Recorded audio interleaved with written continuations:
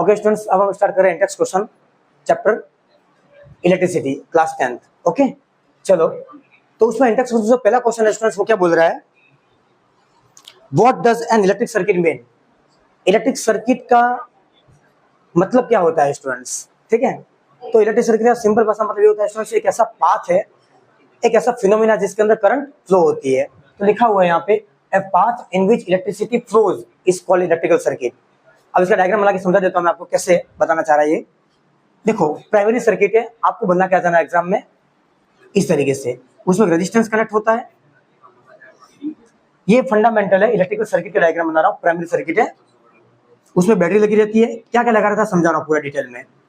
की को आपके बुक्स में ऐसे बता रखा है एनसीईआरटी में, माइनस प्लस रेजिस्टेंस, और इसके अंदर क्या लगता है, आ गया रेजिस्टेंस आ गया, बैटरी आ गया, की आ गया, एमीटर आ गया। एमीटर सीरीज में लगता है, वोल्टमीटर पैरेलल में लगता है, और एक चीज और लगती है स्टूडेंट्स, रियोस्टेट। क्या लगता है, रियोस्टेट। इस तरीके से, चलो इसको छोड़ दो, ये आ गया समझ में, कोई दिक्कत नहीं। तो ये इलेक्ट्रिकल सर्किट का वैसी डायग्राम है, ये इलेक्ट्रिकल सर्किट का वैसी डायग्राम है। डेफिनेशन क्या बताई मैंने, एक ऐसा पाथ है जिसके अंदर इलेक्ट्रिक करंट क्या होती है, फ्लो होती है। एक ऐसा पाथ है जिसके अंदर इलेक्ट्रिक करंट फ्लो होती है। वो पाथ कैसा, उस पाथ के अंदर क्या क्या चीज देखने को मिलेगी आपको। तो उस पाथ के अंदर एक बैटरी लगी होगी, स्विच ऑन है अभी। उस पाथ के अंदर एक बैटरी लगी होगी, एक स्विच लगी होगी, की या स्विच बोलते हैं इसको, की या स्विच, कैसे भी नोट करते हैं इसको, की या स्विच। एक एमीटर लगा होगा, एक वोल्टमीटर लगा होगा। एमीटर का काम क्या होगा, इलेक्ट्रिक करंट को मेजर करेगा। वोल्टमीटर का काम क्या होगा, पोटेंशियल डिफरेंस को मेजर करेगा। एमीटर को कैसे लगाएंगे, सीरीज में लगाएंगे। वोल्टमीटर को कैसे लगाएंगे, पैरेलल लगाएंगे। एमीटर को सीरीज में क्यों लगाएंगे, क्योंकि उसका इनपुट रेजिस्टेंस क्या होता है, वेरी वेरी वेरी लो, ठीक है। क्या होगा, बहुत कम होगा, अप्रोक्स 0 होगा। और वोल्टमीटर को पैरेलल में क्यों लगाएंगे, इसका रेजिस्टेंस क्या होगा, इन्फिनिटी होगा या वेरी हाई होगा, ठीक है। ओके स्टूडेंट्स, ये आपकी प्राइमरी सर्किट है, इलेक्ट्रिक सर्किट का मतलब है स्टूडेंट से, ठीक है। चलो सेकंड क्वेश्चन,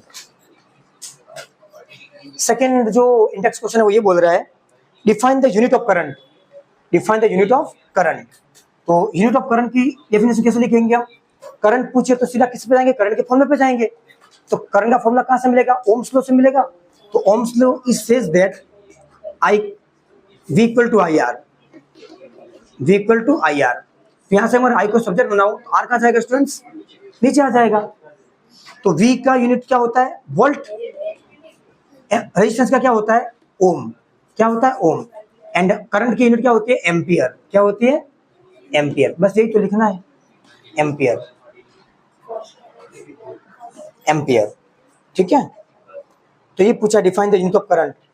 तो कैसे डिफाइन करेंगे, the ratio of volt to ohm is called ampere. आगे समझ में, या फिर एक काम कर सकते हैं, इसको हम इसको 1 एम्पियर से डिफाइन करें। अगर हम कैसे हो जाएंगे, अगर किसी सर्किट के अंदर 1 ओम का रेजिस्टेंस कनेक्टेड है, अगर उसको 1 वोल्ट दे तो उसको फ्लो होने वाली करंट क्या होगी, 1 एम्पियर के इक्वल हो जाएगी। ओके स्टूडेंट्स, इसकी डेफिनेशन लिख देते हैं हम।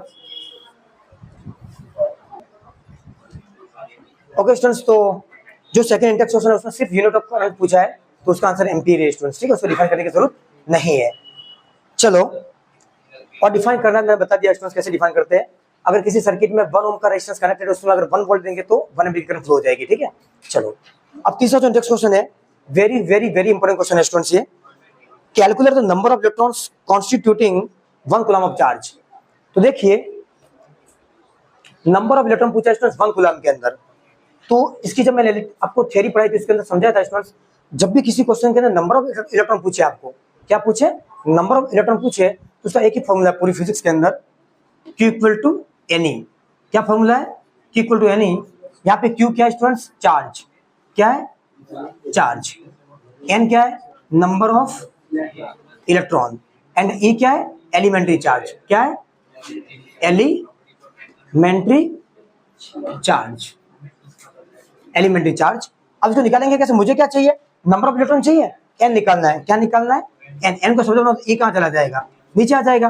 Q कितना दे रखा है, 1 कूलम। क्या दे रखा है, 1 coulomb. Charge of electron is what, 1.6 × 10⁻⁻⁹ coulomb. क्या होता है, 1.6 into 10⁻19 coulomb is equal to n। जब वो सॉल्व करोगे स्टूडेंट्स आपके पास आंसर आएगा n इक्वल टू 6.25 इंटू 10⁻25। ये आंसर आ गया स्टूडेंट्स, ठीक है।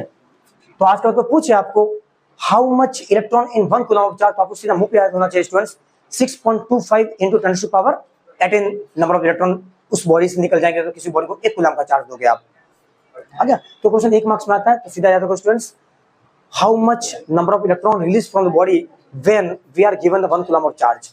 किसी बॉडी को हम 1 कूलम ऑफ चार्ज देते हैं तो बॉडी से कितने नंबर ऑफ इलेक्ट्रॉन बाहर निकल जाएंगे? 6.25 इंटू 10⁻25 इलेक्ट्रॉन्स बाहर निकल जाएंगे, ठीक है।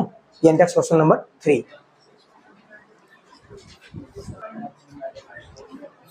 Okay students, question number 3 index.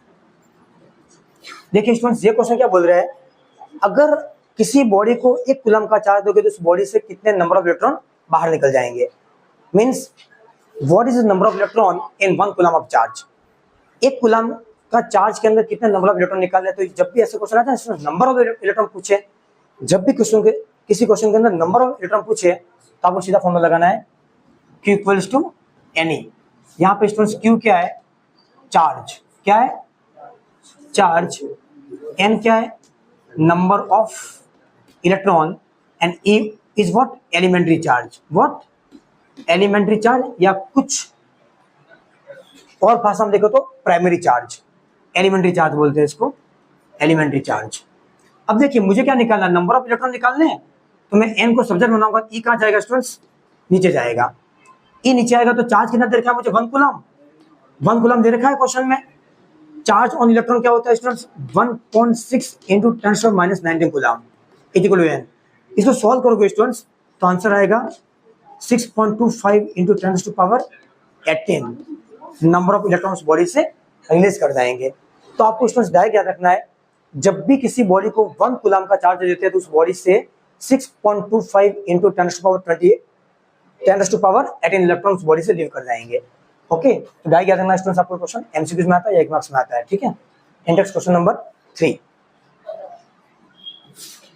अब 4 नंबर देख लेते हैं खाली। ओके स्टूडेंट्स, ये जो इंडेक्स क्वेश्चन हमने किए अभी 1 to 3, ये पेज नंबर 172 वाले क्वेश्चन है। ओके स्टूडेंट्स, कौन से? 172 वाले क्वेश्चन है। अब हम जो क्वेश्चन कर रहे हैं नेक्स्ट इंडेक्स क्वेश्चन, वो कौन से है स्टूडेंट्स? Page number 174। कौन से? Page number 174। तो मैं इसको रफ करके उसी पेज से स्टार्ट करता हूँ। Okay students, index question page number 174, question number 1। Name a device that helps to maintain a potential difference across the conductor. देखो किसी भी कंडक्टर के अक्रॉस जो पोटेंशियल डिफरेंस को मेंटेन करता है स्टूडेंट्स, वो कौन करता है? बैटरी करती है। अगर स्टूडेंट्स यहाँ पे मेंटेनेंस का मेजर लिखा हुआ था तो आप इसका आंसर वोल्ट मीटर लिखते हैं, बट इसने क्या बोला स्टूडेंट्स? मेंटेन लिखा है। तो वोल्टेज को मेंटेन कौन करता है? Battery, cell. तो इसका आंसर क्या हो जाएगा स्टूडेंट्स? पहले का आंसर बैटरी और सेल। ओके स्टूडेंट्स, प्लीज गलती मत करना स्टूडेंट्स, वर्ड को ध्यान से पढ़ना। मेंटेन की जगह अगर मेजर आ जाए तो इसका आंसर क्या होगा? Volt meter. बट मेंटेन करती है मतलब हेल्प करती है, उसको फोर्स देती है, वो कौन देती है? बैटरी और सेल देता है। Okay students, second, what is meant by saying that a potential difference between 2 points is 1 volt. 2 point के बीच के पोटेंशियल डिफरेंस को 1 वोल्ट कब बोलेंगे, ये हमें डिफाइन करना है। तो सीधा जाएंगे हम पोटेंशियल डिफरेंस के फॉर्मूले पे। तो पोटेंशियल डिफरेंस का फॉर्मूला क्या बोलता है students? V equal to W/Q। Work done per unit charge is called potential difference from one point to another point. तो इसको क्या करेंगे, हमें 1 वोल्ट को डिफाइन करना है। तो 1 वोल्ट मुझे कहां से मिलेगा स्टूडेंट्स? ये V का V, वर्क को किस में नापेंगे? जूल में। चार्ज को कूलम में नापेंगे, जूल पर कूलम क्या देगा मुझे? वोल्ट देगा। क्या देगा? वोल्ट। अब मुझे सिर्फ 1 वोल्ट को डिफाइन करने के लिए बोला है, तो मैं सबके आगे क्या कर दूंगा? 1 1 1 लगा दूंगा। अब इससे 1 वोल्ट को डिफाइन कैसे करेंगे? आपको नहीं लिखना आता स्टूडेंट्स, आप ऐसा लिख सकते हो, the ratio of 1 joule to 1 coulomb is equal to 1 volt. या फिर दूसरी भाषा में बोलो तो अगर मुझे 1 कूलम के चार्ज को 1 पॉइंट से दूसरे पॉइंट लाने में अगर 1 जूल का काम करना पड़े तो 1 वोल्ट की इक्वल हो जाएगा। ठीक है, तो इसको हम लिख देते हैं स्टूडेंट्स अच्छी भाषा में। तो देखिए हमने जो बोला वो लिख दिया स्टूडेंट्स। अगर 1 कूलम के चार्ज को 1 पॉइंट से दूसरे पॉइंट तक ले जाने में 1 जूल का काम करना पड़े 1 वोल्ट की इक्वल हो जाएगा। क्या लिख दिया इसको, if 1 joule of work is required to move a charge of 1 coulomb from 1 point to another point is called 1 volt. Okay, ठीक है। तो ये पेज नंबर 174 के क्वेश्चन नंबर 1 और क्वेश्चन नंबर 2 खत्म हो गया। अब क्वेश्चन नंबर 3 क्या बोल रहा है स्टूडेंट्स, मैं यहीं पे कर देता हूं। ये क्वेश्चन 3 क्या बोल रहा है, how much energy is given to each coulomb of charge passing through the battery. कितनी एनर्जी का कंज्यूमशन होगा जब उसके अंदर 6 वोल्ट की बैटरी लगेगी और 1 कूलम का चार्ज हर एक सेकंड के अंदर फ्लो होगा। तो देखिए जो गिवन डेटा वो लिख दो पहले स्टूडेंट्स। आपको क्या देखा, हाउ मच एनर्जी, एनर्जी निकालनी है। क्या निकालनी है, एनर्जी निकालनी है। ये निकालना है ईच कूलम मतलब 1 कूलम, चार्ज कितना दे रखा है, Q equal to 1 coulomb of charge passing through the battery. Battery कितना दे रखा है, 6 वोल्ट, मतलब पोटेंशियल डिफरेंस कितना दे रखा है, 6 वोल्ट। आपको एनर्जी निकालनी है। तो जब भी आप किसी बैटरी 6 वोल्ट की बैटरी को कनेक्ट करके उस सर्किट के अंदर 1 कूलम के चार्ज को मोशन करवाओगे तो सीधी सी बात है स्टूडेंट्स, सर्किट के अंदर कुछ हीट पैदा होगी। बैटरी क्या करेगी, वोल्टेज उसको पावर देगी, तो सर्किट के अंदर क्या होगा, चार्ज का फ्लो होगा। तो जैसे चार्ज फ्लो करेगा तो क्या होगा, चीज गर्म होगी। क्या होगी, गर्म होगी। जस्ट फॉर एग्जांपल देखना चाहे तो अपना घर का जो लैंप है, जैसे स्विच ऑन करते हो, पंखा चालू करते हो, उसको हाथ लगाओ, वो गर्म हो जाएगा। तो गर्म जो चीज है वो क्या है, एनर्जी तो है। तो वही एनर्जी को हम क्या बोलते हैं यहाँ पे, हीट। क्या बोलते हैं, हीट। तो यहाँ पे एनर्जी को हम क्या बोलेंगे, हीट बोलेंगे। तो ई और हीट एक ही चीज बन जाएगी। और यहाँ से हम जानते हैं स्टूडेंट्स, हीट का फॉर्मूला क्या होता है, fundamental H equal to V Q. क्या होता है, H equal to V Q. यहाँ से सीधा H निकाल दो स्टूडेंट्स। H V कितना है, 6, चार्ज कितना 1, H कितना आ गया स्टूडेंट, 6 × 6 जूल। और यही हीट क्या हो जाएगी, एनर्जी में कन्वर्ट हो जाएगी। ओके, तो इसका आंसर 6 जूल है। ओके, तो ये पेज नंबर 174 के 3 इंट्रोडक्शन खत्म हो गए। अब आगे बढ़ते हैं नेक्स्ट पेज पे। ओके, तो उसके अंदर जो आज हम स्टार्ट करने वाले हैं वो पेज नंबर 181 के जो क्वेश्चन है वो सॉल्व करने वाले। ठीक है, तो उसका जो पहला क्वेश्चन है 181 का, वो क्वेश्चन क्या बोल रहा है, on what factors does the resistance of conductor depend. किसी भी कंडक्टर का जो रेजिस्टेंस है वो किन किन बातों पे डिपेंड करता है, ये हमें पता करना है। ठीक है स्टूडेंट्स, तो किसी भी कंडक्टर का जो रेजिस्टेंस है उसकी जो डिपेंडेंसी है उसका एक रिलेशन हम पढ़ चुके हैं स्टूडेंट्स। क्या पढ़ चुके हैं, R is directly proportional to L by A। ये लेसन हम पढ़ चुके हैं students. R is directly proportional to L by A। Resistance देखिए स्टूडेंट्स, लंबाई के डायरेक्टली प्रोपोर्शनल है इस बात से, एंड एरिया के क्या है, इनवर्सली प्रोपोर्शनल है। ठीक है, ये दो रिलेशन हम पढ़ चुके हैं। मींस किसी भी कंडक्टर का, अगर मेरे पास एक कंडक्टर है स्टूडेंट्स, जस्ट लाइक ये कंडक्टर है मेरे पास, एक कंडक्टर है ये, तो कंडक्टर के पास क्या क्या होता है, उसका एरिया होता है, उसकी लंबाई होती है। तो एरिया कौन सा, क्रॉस सेक्शन एरिया। कौन सा, क्रॉस सेक्शन। अब एक क्रॉस सेक्शन एरिया कौन सा होता है स्टूडेंट्स, जिस एरिया को आप सामने से देखते हो वो एरिया क्रॉस सेक्शन होता है। तो अगर ये मेरा जो कंडक्टर है वो सिलेंड्रिकल शेप का है, तो वो आपको कुछ जस्ट लाइक एक सिलेंड्रिकल शेप कैसा होता है, अपना पानी का ग्लास, वो एक सिलेंड्रिकल शेप है। तो उसको आप ऊपर से देखोगे तो वो जो ऊपर का जो एरिया है उसका, वो क्रॉस सेक्शन एरिया है उसका। जस्ट लाइक सर्कल, वो क्या होगा, सर्कल होगा एक। तो जहां से करंट एंटर करते हैं, जहां से करंट एंटर, उसको क्रॉस सेक्शन एरिया बोलते हैं। अगर करंट यहां से एंटर करती है तो करंट बाहर कहां निकलेगी, यहां से निकलेगी। तो जहां से करंट एंटर करते हैं, जहां से करंट बाहर निकलते हैं, वो एरिया क्या कहलाता है, क्रॉस सेक्शन एरिया कहलाता है। तो इस क्रॉस सेक्शन एरिया के इनवर्सली प्रोपोर्शनल है रेजिस्टेंस। देखिए इनवर्सली प्रोपोर्शनल है, और लंबाई के क्या है, डायरेक्टली प्रोपोर्शनल है। मतलब जैसे जैसे किसी कंडक्टर की लंबाई बढ़ेगी तो उसका रेजिस्टेंस क्या होगा, बढ़ेगा। अगर मैं यहाँ पे एग्जांपल दूं, इस कंडक्टर को मैं खींचता हूं यहां से, इसकी लंबाई बढ़ाता हूं, तो मुझे कैसा दिखेगा, ये ऐसा दिखेगा। कैसा दिखेगा, ऐसा दिखेगा। इसकी लंबाई बढ़ जाएगी, तो लंबाई बढ़ेगी तो एरिया क्या हो जाएगा, कम हो जाएगा स्टूडेंट्स। एरिया क्या हो जाएगा, कम हो जाएगा। देखिए तो इसकी लंबाई पहले कितनी थी, L, अब कितनी हो गई, L डैश। वो तो नहीं बची है, इन शॉर्ट पहले 25 थी, अब कितनी 30 हो गई है। तो उसको मैं उसका नामकरण कैसे दूंगा, ये L थी, L डैश हो गई, कुछ बढ़ गई, कुछ चेंज हो गई है लंबाई। एरिया क्या हो जाएगा, A डैश। एरिया भी पहले क्या था, 4 था, अब क्या हो गया, कम हो गया, कितना हो गया, 2, लंबाई बढ़ाई। तो लेंथ और एरिया पे रेजिस्टेंस डिपेंड करता है स्टूडेंट्स। देखिए रेजिस्टेंस लेंथ के साथ अगर लंबाई बढ़ेगी तो रेजिस्टेंस क्या हो जाएगा स्टूडेंट्स, बढ़ेगा, याद रहेगा। और लंबाई घटेगी तो रेजिस्टेंस भी क्या हो जाएगा स्टूडेंट्स, घटेगा, डिक्रीज हो जाएगा। एरिया के केस में देखो, वो इनवर्सली प्रोपोर्शनल है।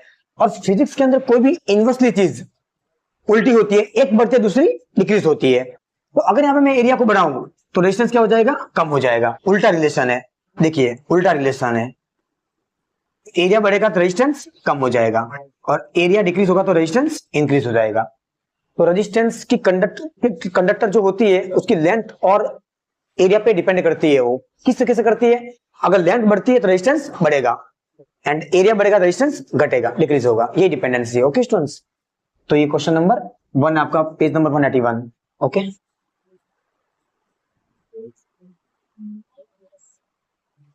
तो ठीक है स्टूडेंट्स, मैंने लैंग्वेज लिख दिया इसको।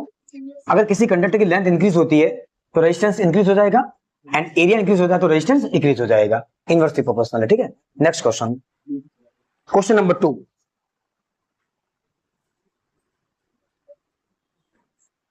क्वेश्चन क्या बोल रहा है, will current flow more easily through a thick wire और a thin wire of same material when connected to the same source. Why? अगर मैं किसी मटेरियल से मटेरियल ले लेते हैं, just like silver, copper, aluminium, कुछ भी ले ले स्टूडेंट्स, तो हम यहाँ पे लेते हैं copper, just like example copper ले रहे हैं हम। अगर मैं कॉपर का कोई मटेरियल लेता हूं, उसमें 2 वायर कनेक्ट करता हूं मैं। पहला वायर थोड़ा मोटा कनेक्ट करता हूं, एंड दूसरा वायर थोड़ा पतला कनेक्ट करता हूं। ठीक मतलब मोटा होता है, थिन मतलब पतला होता है। मैं 2 केस ले रहा हूं यहाँ पे। पहला केस, ये मेरे पास एक कंडक्टर है स्टूडेंट्स। क्या है? एक कंडक्टर है, इसको मैंने बैटरी से कनेक्ट कर दिया इस तरीके से, और स्विच लगा दी। ये बैटरी का माइनस से प्लस। मैं जैसे स्विच ऑन करूंगा इसके अंदर से करंट फ्लो होगी स्टूडेंट्स, जस्ट लाइक इस तरीके से करंट फ्लो होगी। ये क्रॉस सेक्शन एरिया है इसका, कोई दिक्कत नहीं। इलेक्ट्रॉन अंदर मोशन में आएंगे, करंट फ्लो करेंगे, तो इलेक्ट्रॉन का मोशन कहाँ होगा, इधर होगा। करंट का मोशन, इलेक्ट्रॉन का मोशन इधर होगा, करंट का मोशन इधर होगा। करंट और इलेक्ट्रॉन हमेशा किसी भी इलेक्ट्रिकल कंडक्टर के अंदर अपोजिट डायरेक्शन फ्लो करते हैं। ये हम थ्योरी के अंदर पढ़ चुके हैं। तो ये पहला कंडक्टर जिसका वायर क्या ठीक है, तो थोड़ा मोटा बना देते हैं इस वायर को, थोड़ा मोटा बना देते हैं, जस्ट लाइक मोटा बना देते हैं इसको हम। कोई दिक्कत? कोई दिक्कत नहीं। और एक दूसरा कंडक्टर है मेरे पास, दूसरा conductor in the sense same material का, सेम कंडक्टर है सेम मटेरियल का, उसको मैंने किसी पतले वायर से कनेक्ट कर दिया। ये पतला वायर है, स्विच माइनस प्लस। आ गया समझ में? अब हो गया क्या, जैसे स्विच ऑन करोगे इसमें भी करंट फ्लो होगी, इसमें भी इलेक्ट्रॉन मोशन में आएंगे, इलेक्ट्रॉन इधर मूव करेंगे और करंट इधर मूव करेगी, करंट इस तरीके से फ्लो करेगी। ये पहला क्वेश्चन था, अलग पार्ट है ये क्वेश्चन 2 है। अब देखो यहां मोटा वायर है, यहां पतला वायर है। तो मैं अगर प्रैक्टिकल एग्जांपल लूं तो तुम्हारे घर की वायरिंग के अंदर जहां भी मोटा वायर है और जहां पतला वायर है, तो गलती से भी आप आपके घर में जो वायरिंग है उसके अंदर किसी मोटे वायर को टच मत करना कभी भी, वो आपकी जान ले सकता है।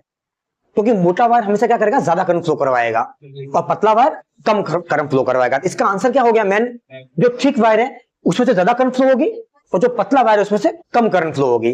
अब ऐसा क्यों स्टूडेंट्स?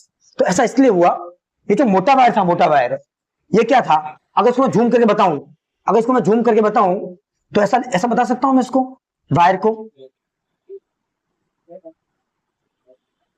ये मोटा वायर है, देखिए ये मोटा वायर है, इसका क्रॉस सेक्शन एरिया भी क्या हो जाएगा, बहुत बड़ा हो जाएगा। देखो क्रॉस सेक्शन एरिया मतलब ए वाला, ये ए है, देखो बड़ा है, इतना चौड़ा है, इतना चौड़ा है। अगर मैं इसका रिलेशन देखूं इसके साथ, रेजिस्टेंस के साथ, तो क्या था, इनवर्सली प्रोपोर्शनल था। तो अगर इनवर्सली प्रोपोर्शनल था तो इसका एरिया बहुत बड़ा था, इसका रेजिस्टेंस क्या था, बहुत कम था। अगर रेजिस्टेंस बहुत कम था तो इसके अंदर करंट क्या होगी स्टूडेंट्स, बहुत ज्यादा फ्लो होगी। क्योंकि रेजिस्टेंस को हमने क्या डिफाइन किया था, opposite the flow of current. Resistance क्या है, किसी भी सर्किट में लगने वाला एक ऐसा डिवाइस है जो कि करंट को क्या करता है, अपोज करता है। तो रेजिस्टेंस, अगर मुझे क्या चाहिए, किसी भी इलेक्ट्रिकल सर्किट को बैटरी बनाना है तो रेजिस्टेंस कम चाहिए। अगर रेजिस्टेंस कम होगा तो अच्छी करंट फ्लो हो पाएगी उसके अंदर। तो रेजिस्टेंस कब होगा, जब उसका एरिया बहुत ज्यादा होगा। देखो एरिया बहुत ज्यादा होगा, रेजिस्टेंस बहुत कम हो गया। अगर रेजिस्टेंस बहुत कम हो गया तो करंट क्या हो गई, बहुत ज्यादा हो गई। करंट ज्यादा कब, जब एरिया कम और रेजिस्टेंस ज्यादा, ये याद रखना है आपको। अगर एरिया कम है रेजिस्टेंस बहुत ज्यादा हो जाएगा, रेजिस्टेंस बहुत ज्यादा करंट बहुत कम फ्लो होगी। सॉरी, एरिया पर यहां पे उल्टा केस है स्टूडेंट्स, एरिया ज्यादा है, एरिया क्या है, ज्यादा है। देखो एरिया बड़ा है इसका, एरिया क्या है, बड़ा है, एरिया बड़ा है, तो रेजिस्टेंस क्या हो जाएगा, कम हो जाएगा, और करंट क्या हो जाएगी, बहुत ज्यादा हो जाएगी, क्योंकि रेजिस्टेंस क्या है, अपोजिट फ्लो ऑफ करंट है। पहला केस ये था। अगर मैं इसकी बात करूं, इसकी बात कंपैरेटिवली इससे, तो इसकी इसमें क्या है students, resistance is inversely proportional to area, same phenomena काम करेगा, लेकिन वायर क्या पतला है, थिन वायर है, तो थिन वायर है तो एरिया क्या है इसका, कम है, एरिया क्या है, कम है इसके रेस्पेक्ट, देखो इसका एरिया ज्यादा है, इसका एरिया कम है, मैं इसका डायग्राम बना के समझाता हूं, ये कुछ ऐसा होगा, फिर ये इसका एरिया क्या होगा, कम हो जाएगा, एरिया कम है, इसका रेजिस्टेंस क्या हो जाएगा, बहुत ज्यादा, अगर इसका रेजिस्टेंस बहुत ज्यादा हो जाएगा, करंट क्या हो जाएगी, बहुत कम, क्योंकि रेजिस्टेंस और करंट क्या इनवर्सली प्रोपोर्शनल है। कहां से पता चला, ओम्स लॉ, कहां से पता चला, Ohm's law, Ohm's law equal to V equal to I R, यहां से करंट को सब्जेक्ट बनाओ तो आर कहां जाएगा, नीचे, तो देखो आई और आर भी इनवर्सली प्रोपोर्शनल है, रेजिस्टेंस बहुत ज्यादा होगा, करंट क्या हो जाएगी, बहुत कम, तो अगर यही केस को मैं यहाँ पे अप्लाई करूं तो एरिया क्या है, बहुत कम, तो रेजिस्टेंस क्या, बहुत ज्यादा, अगर रेजिस्टेंस बहुत ज्यादा, करंट क्या, कम, तो इसके अंदर करंट कम फ्लो होगी यहाँ पे इस केस के अंदर,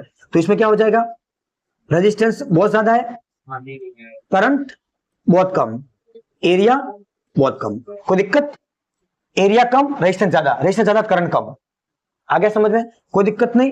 तो समरी निकल के ये बात आई, थिन वायर में से करंट ज्यादा फ्लो होगी due to higher area, due to higher area less resistance, and thin wire के अंदर लेस करंट फ्लो होगी because low area high resistance, आ गया समझ में, तो इसको लिख देते हैं हम लैंग्वेज में,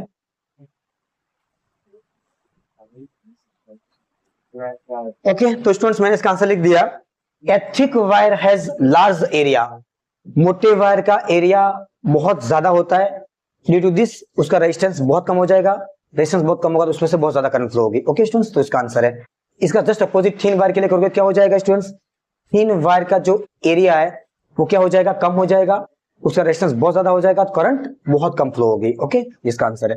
तो इंटेक्स को पेज नंबर 181 क्वेश्चन नंबर 1 ये वाला स्टूडेंट्स, क्वेश्चन नंबर 2 ये वाला है, ओके। चलो नेक्स्ट क्वेश्चन करते हैं, okay, page number 181 question number 3 क्या बोल रहा है, let the resistance of an electrical component remain constant, अगर किसी भी इलेक्ट्रिकल कंपोनेंट का रेजिस्टेंस को अगर आप कांस्टेंट कर देते हो, while the potential difference across the two ends of the component decreases to half, और उसके potential difference को आप आधा कर देते हो, what change will occur in current through it, उस टाइम पे उसमें फ्लो होने वाली करंट पे क्या इफेक्ट पड़ेगा ये पता करना है। तो देखिए स्टूडेंट्स, कॉमन सेंस ये बोलता है कि अगर आप रेजिस्टेंस को कांस्टेंट कर लोगे तो सिंपल ओम्स लॉ बन जाएगा, V is directly proportional to I, मतलब पोटेंशियल डिफरेंस बढ़ाओगे तो करंट बढ़ेगी और पोटेंशियल डिफरेंस घटाओगे तो करंट घटेगी, तो पोटेंशियल डिफरेंस को कितना घटाया आपने, आधा, करंट भी क्या हो जाएगी, आधी कम हो जाएगी स्टूडेंट्स, सीधा आंसर है इसका। तो इसको देखो हम इलेक्ट्रिकल सर्किट से समझ लेते हैं, हमारे पास सर्किट है, उसने क्या बोला है, ये कंडक्टर है हमारे पास, क्या है, एक कंडक्टर है, इस कंडक्टर में अगर मैं बैटरी कनेक्ट करूं जस्ट लाइक इस तरीके से, ध्यान से समझना थोड़ा, ये स्विच है, ये प्लस माइनस, मैं जैसे स्विच ऑन करूंगा इसमें क्या करंट फ्लो होगी स्टूडेंट्स, इसमें करंट फ्लो होगी इलेक्ट्रॉन के फ्लो की वजह से, इलेक्ट्रॉन इस ओर मूव करेगा, करंट इस ओर मूव करेगी, ये एक बेसिक सर्किट है अपना। अब इसके हिसाब से इसने क्या बोला है, अगर मैं इस कंडक्टर के रेजिस्टेंस को कांस्टेंट कर लेता हूं, इसके रेजिस्टेंस में कोई चेंज नहीं, फिक्स कर लेता हूं मैं, अब मैं ओम्स लॉ पे आता हूं। ओम्स लॉ क्या बोलता है students, V is directly V equal to I R, ऐसा बोलता तो एक्चुअली ये V is directly proportional to I, मतलब जितना परसेंटेज बढ़ेगा उतना करंट बढ़ेगा, मैं डायरेक्टली प्रोपोर्शनल हटाऊं तो क्या लगेगा, R एक constant resistance V equal to I R, अगर मैं यहां से R को सब्जेक्ट बनाऊं, चलो R को कांस्टेंट ले लेते हैं, चलो R को सब्जेक्ट बना लो यहां से, तो R क्या आ जाएगा स्टूडेंट्स, V बाय I, ये आ गया स्टूडेंट्स, कोई दिक्कत वाली बात नहीं है। अब देखिए इसने क्या बोला है, रेजिस्टेंस को कांस्टेंट कर देना है, हालांकि रिलेशन में करंट को सब्जेक्ट बनाया कोई फर्क नहीं पड़ेगा उससे, ये चलो ये रिलेशन यूज कर लेते हैं, यहां से V equal to I R, तो मैं अगर I को सब्जेक्ट बनाऊं तो R कहां जाएगा, नीचे जाएगा, कोई दिक्कत नहीं। अब हम यहाँ पे क्या करेंगे, R को कांस्टेंट ले रहे हैं, R को चेंज नहीं कर रहे हैं, R कांस्टेंट है, कांस्टेंट की वैल्यू में 1 ले रहा हूं, क्या ले रहा हूं 1, जस्ट लाइक R कांस्टेंट मतलब 1 ले लिया मैंने, R को 1 ले लिया, तो V बाय 1 कितना हो जाएगा 1 और इक्वल टू I आ जाएगा, तो V इक्वल टू क्या हो जाएगा I स्टूडेंट्स, कोई दिक्कत वाली बात नहीं है, क्योंकि मैं रेजिस्टेंस को चेंज नहीं कर रहा हूं, तो मैं कोई भी वैल्यू ले सकता हूं, 2 3 4 5 कुछ भी ले सकता हूं, आपकी मर्जी, ठीक है। बट हाँ 2 3 4 लोगों को दिक्कत ये हो जाएगी कि वो एक ऐसा नंबर बन जाएगा जो उस नंबर को डिवाइड कर जाएगा। तो आप वो मत लीजिए, आपने ले भी लोगों को फर्क नहीं पड़ेगा, मैं आपको करके बता देता हूं। आपको 1 लेना है स्टार्टिंग में, आपने 1 ले लिया तो एक्चुअली होगा क्या, हाँ दूसरा नंबर लोगे तो खाली वैल्यू में चेंज हो जाएगा, आधा नहीं होगा, कुछ मल्टीप्लीकेशन में आएगा, लेकिन ये बात तो फैक्ट है कम होगा, ये बात फंडामेंटल है कम होगा। तो हमें 1 लेना है फंडामेंटल, ठीक है 1 लेना है। तो हमने क्या ले लिया, आर इक्वल 1 ले लिया, तो आर इक्वल 1 इक्वल टू आई हो गया। अब मैंने क्या किया, पोटेंशियल को क्या किया है, आधा किया है। क्या किया, आधा। तो करंट क्या हो गई, देखो आधी हो गई, अरे करंट आधी हो गई, कोई दिक्कत नहीं। तो इसका आंसर क्या हो गया, by Ohm's law I equal V by R, if become half क्या potential difference and R is constant, then I will also become half, current भी क्या हो जाएगी, आधी हो जाएगी। So the current will decrease to half, current कितनी कम हो जाएगी, आधी कम हो जाएगी। ओके स्टूडेंट्स, कोई दिक्कत नहीं। अगर ये आपकी समझ में नहीं आया स्टूडेंट्स, तो सिंपल दूसरी भाषा में इसका आंसर क्या लिख सकते हो आप, we know that alternate answer है, ये अल्टरनेट आंसर है, alternate we know that from Ohm's law V is directly proportional to I, ये सीधा रिलेशन है। ये रिलेशन ये बताता है अगर पोटेंशियल डिफरेंस बढ़ाओगे करंट क्या होगी, बढ़ेगी, पोटेंशियल डिफरेंस घटाओगे करंट क्या होगी, घटेगी। तो यहाँ पे हमारे पोटेंशियल डिफरेंस को क्या किया है, कम किया है, कितना कम किया है, आधा रिड्यूस किया है, तो करंट क्या हो जाएगी स्टूडेंट्स, आधी रिड्यूस हो जाएगी। समझ आंसर आ गया। आपकी मर्जी, आप ये आंसर लिखिए या फिर ये लिखिए, कोई दिक्कत वाली बात नहीं स्टूडेंट्स, क्योंकि इसके हिसाब से भी क्या है, आर कांस्टेंट है। Okay, question number 3 181।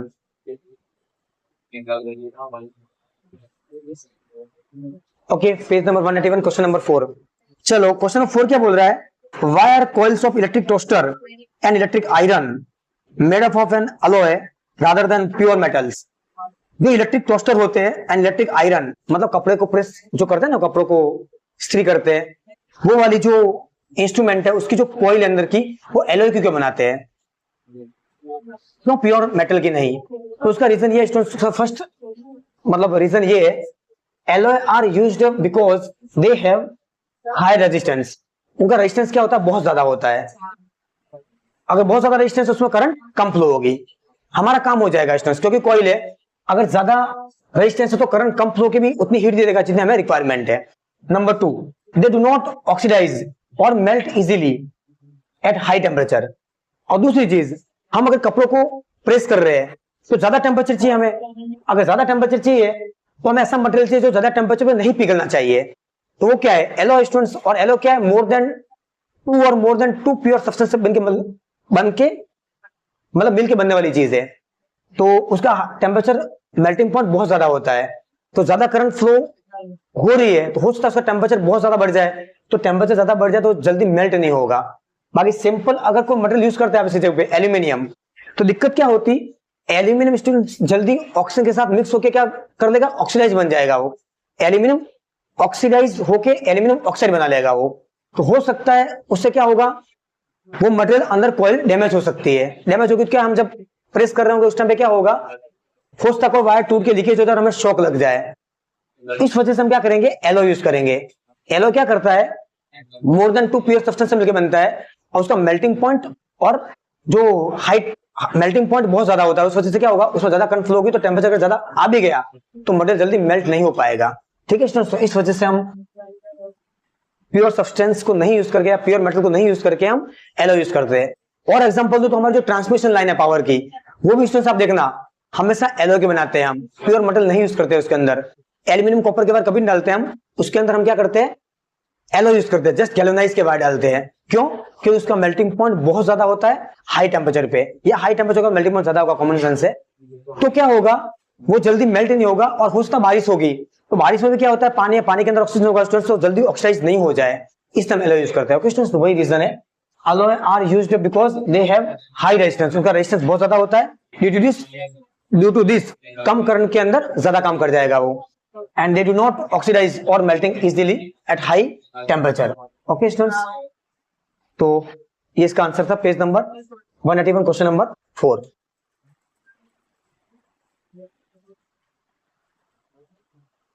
Page number 181, question number 5, use the data in table. Actually books में स्टूडेंट्स 12.2 लिखा हुआ है, वो 12.2 नहीं है, वो 11.2। एक्चुअली पुरानी एनसीईआरटी के अंदर जो इलेक्ट्रिसिटी चैप्टर था वो चैप्टर नंबर 12 था, तो आपका एक चैप्टर रिलीज हो गया, उस वजह से 11.2 बन गया है। तो आपको जो टेबल देखनी है वो 11.2 देखनी है। तो उस 11.2 टेबल के अंदर आपको पूछा है which among iron and mercury is a better conductor. आपको आयरन और मर्क्यूरी के अंदर कौन सा बेटर कंडक्टर वो पता करना है स्टूडेंट्स। तो देखिए हमने टेबल देखी और वहां से लिखा आयरन की जो रजिस्टिविटी है वो इतनी है स्टूडेंट्स, एंड मर्क्यूरी की जो रजिस्टिविटी है वो इतनी है। ओके स्टूडेंट्स, तो अब रजिस्टिविटी को देख के हम कैसे पहचानेंगे कि कौन ज्यादा करंट फ्लो करवाएगा। तो सबसे पहले ये समझिए आप what is resistivity.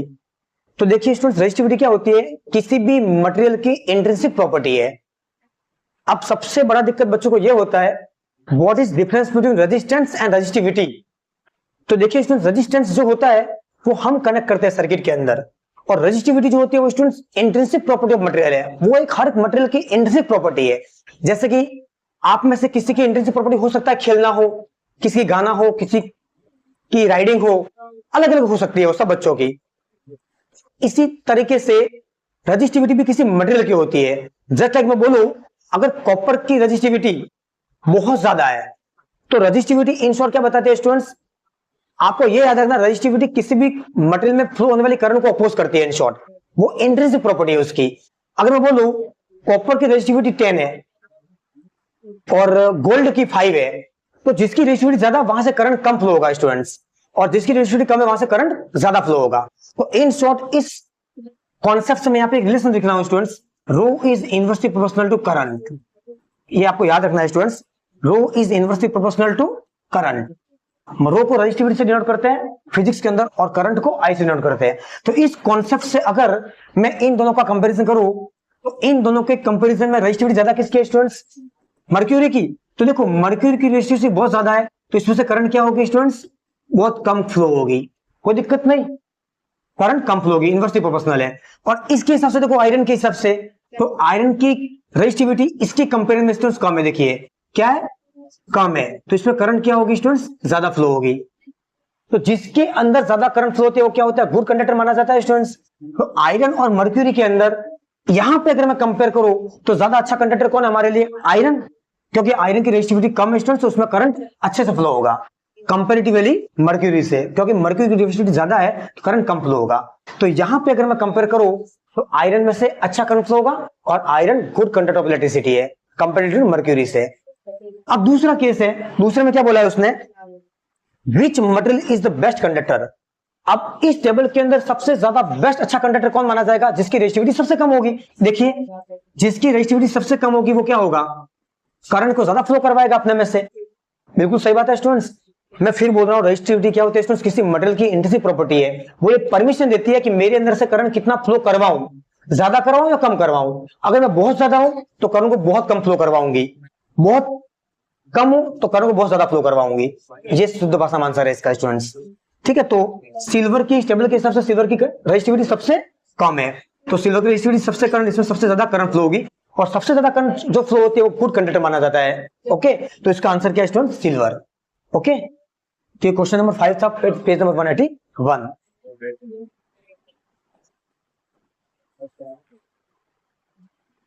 Page number 185 index question, page number 185,